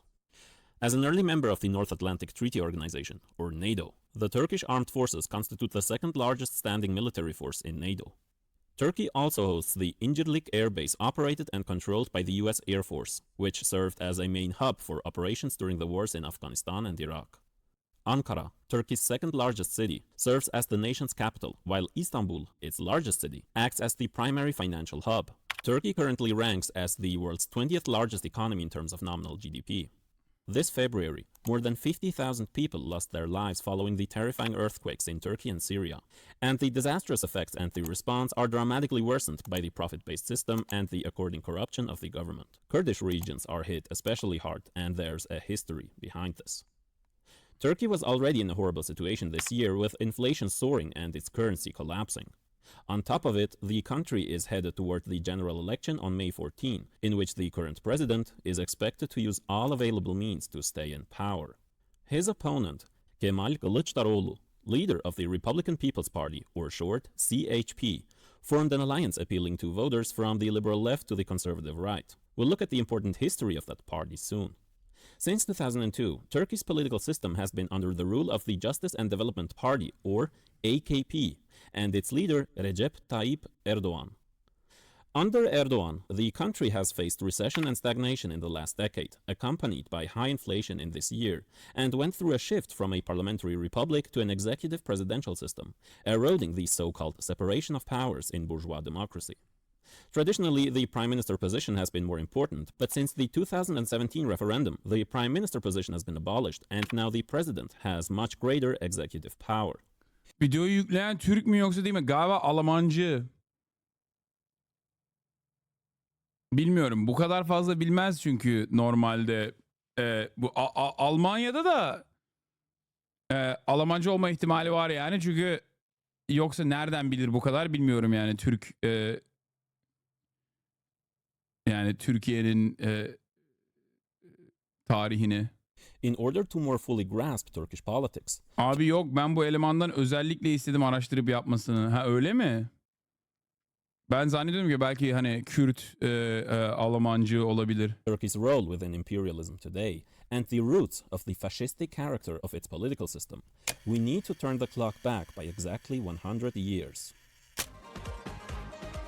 After the Ottoman Empire broke apart 1 century ago, the Republic of Turkey was proclaimed in 1923 after the so-called War of Independence by the country's first president, Ebedi Şef, Eternal Chief, Mustafa Kemal, honored with the name Atatürk, Father of the Turks, and the founder of the oldest political party of Turkey, the aforementioned Republican People's Party, or CHP. But Turkey didn't actually gain real independence. It was still a semi-colonial country. What does that mean? Before the War of Independence, the Ottoman Empire had been declining as it was ridden with crises and got outcompeted by the Western European imperialist powers. It was considered the sick man of Europe. As it slowly dissolved, it was economically dependent on Germany and was pressured to fight on its side during World War I. Do you like Atatürk? I feel about Atatürk as I feel about America's founders as well. You know, there's some good there, and then there's a lot of bad there as well. And ultimately, it's not identical to a bourgeois revolution against the monarchy, but you know. After the loss of the Central Powers, it got pillaged by French and British capital. The European imperialists were about to seize much of trade and industry, and the Turkish ruling class faced a life-or-death struggle. The emerging bourgeoisie, or capitalist class, united with the feudal gentry and the landlords, managed to take leadership. Yeah, he's definitely better in the sense that he didn't own slaves, so there's that. But to be fair, it is much, much later as well. In the independence struggle and consolidated the republic under a one-party state, formally abolishing the Sultanate and liberating the occupied territories. But the Turkish economy remained dependent, i.e., it provided cheap raw materials and workforce to the imperialists and opened a market for their industrial products. Large banks, transport routes, as well as parts of industry were still in the hands of foreign companies. This dependency would lead Turkey into a huge trade deficit in the 40s, further seeking foreign loans, subjugating the country and holding back independent industrial development. But not everyone lost due to this dependency.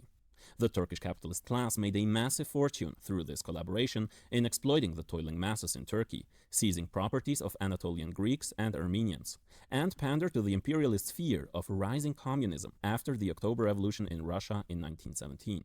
And anti-communism would unite them throughout the century, both ideologically and in terms of concrete organization. This analysis was key for one of the, if not the most notable Turkish communist, Ibrahim Kaypakaya, who would later criticize the Turkish left, which proposed such things as emphasizing an alliance with the Kemalist movement, painting them as an independent progressive revolutionary force. However, Kaypakaya wrote, quote, "The Kemalists, even during the years of the Liberation War, were embarking on collaboration with the imperialists. They did not neglect to carry out covert collaboration with them against the Socialist Soviet Union externally and against communists, working class, and other toiling people internally. On the other hand, while raining down the most extreme compliments in order to obtain aid, on the other were seeking a basis for secret agreements to be made with the US, Britain, and France. The Kemalist dictatorship is a military fascist dictatorship over the workers, peasants, urban petty bourgeoisie, low-ranking public servants, and Democrat intellectuals." Toward the end of the 19th century, Marxist ideas had begun to penetrate Turkish society, and various Turkish communist groups had begun... Not to get you into trouble with Turkish chatters, but do you think Kemal Pasha was a MI6 plant similar to Reza Pahlavi? No, I don't think so. ...to emerge, not just in Turkey. Some emigre workers in Germany, referred to as the Turkish Spartakists, had joined up with... I think he was a Yoruba, and some of that, like some of the revolutions that came about as a consequence of his like Yoruba attitude were actually good. Like things that I also personally believe were very socially progressive and like a legitimately good thing. Yeah, he was a Franco-boo, big French Revolution head for sure. That's why laïcité was implemented as well. Rosa Luxemburg and the other Spartakists in Germany, and sought to bring the lessons of the November Revolution back home. These groups would then merge into the Communist Party of Turkey, or short TKP, in Baku. Only 1 year after the TKP was founded in 1920, its founder, Mustafa Sufi, and the entire 14-member leadership were brutally assassinated, most likely on the order of Mustafa Kemal, after being lured on a boat at the Black Sea. Sufi's Russian wife, Maria, was taken hostage, abused, and used as a sex slave by the murderers. In 1923, the state closed down the Istanbul Workers' Association, arrested its leaders, and formed its own bourgeois unions to draw people away from workers' organizations. Kind Already of like, in 1920, kind of like AFL-CIA. Mustafa Kemal had set up a fake puppet communist party to counter the growing influence of the actual communists. The actual Communist Party was then banned in 1925 and had to operate underground throughout the 20th century. In 1927, railway workers organized a massive strike lasting for 2 weeks against a French company operating in Turkey. Hundreds of workers and their family members laid down on the tracks, and the Kemalist government dispatched a military unit which opened fire on the unarmed workers and their families, covering the rails in blood. With the extensive adoption of the Codice Rocco, the fascist penal code enacted under Mussolini in Italy, paragraphs 141 and 142 found their way into Turkish law, prohibiting any organization of class-based associations and imposing the death penalty on anyone leading them. The Atatürk reforms made Turkey into a secular modern state, but Mustafa Kemal also wanted to create a homogeneous Turkey. What was meant by this, the minority ethnic groups had to experience brutally. The Kurds, living predominantly in the southeast or in northern Kurdistan, make up around 20 to 25% of Turkey's population. Atatürk, called them Mountain Turks, banned the Kurdish language in schools, prohibiting speaking Kurdish in public spaces, Kurdish newspapers, and Kurdish parties. Hundreds of thousands of Kurds were forcibly deported out of Turkey to Turkify the region. After Kurds rebelled against the repression, the state initiated a pogrom in the Kurdish majority region of Diyarbakir, burning down villages and killing over 15,000 people. Later in the 30s, the Turkish armed forces were sent to crush a Zaza Kurdish rebellion in the notorious Dersim genocide, in which tens of thousands of people were massacred. Atatürk's Turkification was in line with the previous regime of the Young Turks, which committed the Armenian genocide, murdering over 1.5 million Armenians, with only a fraction of the Armenian population surviving. The Turkish government denies the genocide to this day. From 1935, German imperialism would regain its influence over Turkey. Germany helped train Turkish soldiers and was Turkey's primary source for armaments, and the Nazis would find great admiration among their quickly growing Turkish counterparts. Ultranationalists in Turkey had excellent relations with Nazi Germany, and its most notorious representative, Colonel Alparslan Türkeş, was the contact person of the Nazis in Turkey. He would frequently quote Hitler's Mein Kampf in his speeches, and his so-called pan-Turkist movement's support for Adolf Hitler and Benito Mussolini was strong. Ruzi Nazar, another prominent pan-Turkist, joined the Nazis on the Eastern Front to fight for the creation of a Turkestan. Nazar was later recruited by the Americans and became the CIA's station chief in Turkey. More on that later. The pseudoscientific pan-Turkism movement, with its doctrine of racial superiority, sees as its goal the political and cultural unification of all Turkic peoples. Since many ethnic Turks lived in the Soviet Union, the movement naturally linked its reactionary ideology to the destruction of the Soviet Union and communism. It was not until 1945, when Turkey declared war on Germany. How does Turkey deny the Armenian genocide? They say that it is, one, they say it is a lie, and two, it's taught in schools as like a forced immigration of Armenians into Syria, specifically like a Trail of Tears type situation, exactly, where like in the most reductive terms, it basically is Armenians collaborated in the villages in the eastern part of Turkey with the Russians because they were Orthodox Christians, just like the Russians were during World War I, and they engaged in pogroms against Turkish Muslim populations and the Turkish populations. And so the Turkish military came in and forcibly remove them from their homes and force them to basically march to Syria and many other places. And then some people died alongside in that process. Like, that's the way that it is described. Well, but it is a deliberate, systematic, targeted ethnic cleansing campaign, of course. When it was pretty much clear that they were losing. Nazi Germany was defeated, but fascism was not. In collaboration with the new... The official Turkish government position on obviously World War II was neutrality, like, or not even neutrality, but just not collaborating with the Germans. In World War I, if you guys remember, talked about this before, World War I, Turkey was aligned with Germany. World War I is obviously very different than World War II in general. World War I in and of itself is just a world war amongst superpowers, all colonial superpowers, central powers fighting against one another. And utilizing that as a way to, pick apart other colonies. That's how England took over, British Palestinian Mandate from the Ottoman Empire, for example. And yeah, it was imperialist, colonialist competition. Yes, exactly. And Turkey, in its developmentary stages, was like, we are not participating. We are not participating in World War II at all. When Germany wanted to reinstate the alliance that Turkey or the Ottoman Empire previously had. Imperialist master, the United States.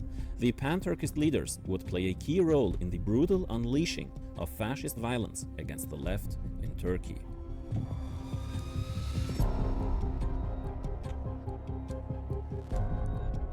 After the defeat of Nazi Germany, the US was by far the dominant capitalist imperialist power in the world. But there was no time to rest for the Yankees. There was still a more potent enemy out there, growing in popularity, not least due to the Soviet Union's central role in the defeat of Hitler. US President Harry Truman announced the Truman Doctrine, a plan to contain the Soviet Union and rising communist organization, particularly in Greece and Turkey, by asking Congress for $400 million in military and economic assistance, specifically for Greece and Turkey.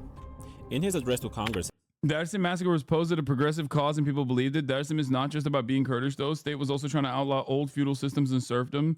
Fascists took advantage of this very well. In 1947, Truman stressed, quote, "Should we fail Greece and Turkey in this fateful hour, the effect will be far-reaching to the west as well as to the east. We must take immediate and resolute action." The request was approved in 1948, the same year. That video blames every other country but not Turkey. Wait, what? Dude, if you think this video is not completely fucking anti everything Turkey related and how you're lost in the sauce, I think. When Turkey joined the Marshall Plan and was admitted into the IMF. The United States was now the chief imperialist partner of the Turkish state, but it was more than just a partner.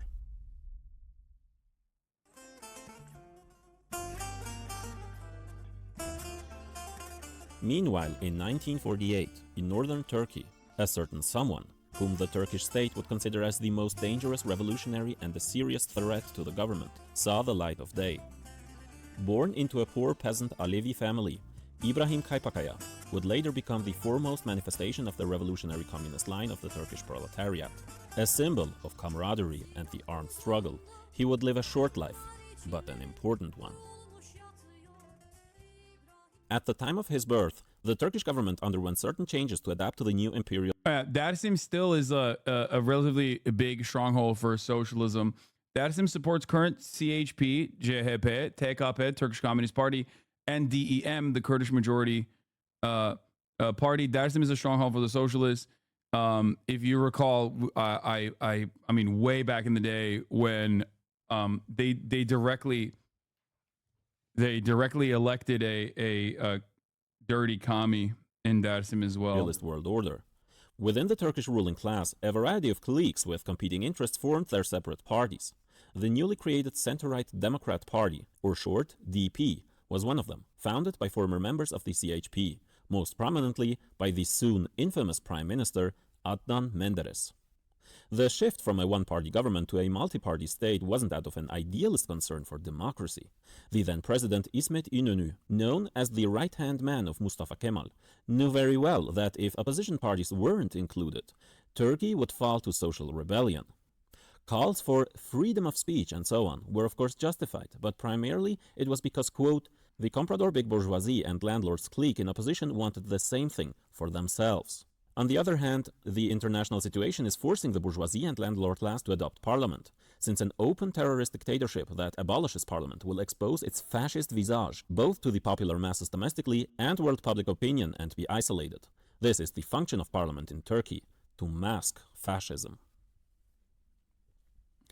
The government had introduced a trade union law which was supposed to fulfill the, quote, necessity of Western democracy. Like something to remember, because it's Turkey and where there's a predominantly Western audience watching this, is like what he's describing there is a socialist framework on the Turkish parliament, and therefore it is no different than like the American bourgeois democracy. Okay? Something to remind people is that fundamentally, it is a democracy identical to the American democracy or democracy that you see in European countries. It is, however, a bourgeois democracy, and therefore, that is a socialist critique of bourgeois democracy, and not necessarily saying it's fake. Legalizing the formation of trade unions, but maintaining the ban on strikes. Unions also had to be apolitical and, quote, nationally oriented instead of internationalist. In order to control the emerging labor movement, the Turkish Ministry of Labor, with the help of U.S. advisors, such as the anti-communist organizer and later leader of the U.S. Trade Union Federation, AFL-CIO, Irving Brown, established the Turkish, the Confederation of Turkish Workers Union. Its leader declared to struggle, quote, against the abominable communism. The state-affiliated trade union would receive lots of funding from the Agency for International Development, a U.S. body that works closely with the CIA.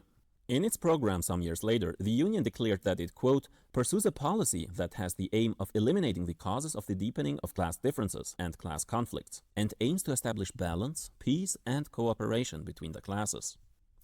After World War I, Irving Brown, along with CPUSA member turned CIA help. What is bourgeois democracy? Is it a bad thing if we have it? Bourgeois democracy, is it a bad thing if we have it? I mean, if you're a worker, it's not great for you. If you're a liberal, you think it's great. It's the peak of democracy. I don't know. Do you think our current two-party system that seemingly always aligns on certain boundaries that pertain to improving material conditions for all Americans unconditionally is a good thing, then yeah, you'll see it as a good thing. You'll see it as a positive. It always has the capacity to erode civil liberties and also greatly worsen material conditions for the working class, as we cover on a daily basis. So I would say that there is probably a better evolution beyond that. Liberal democracy, bourgeois democracy is significantly better than monarchies, of course. But I personally believe that it's time for a evolution. Damn, this guy's good.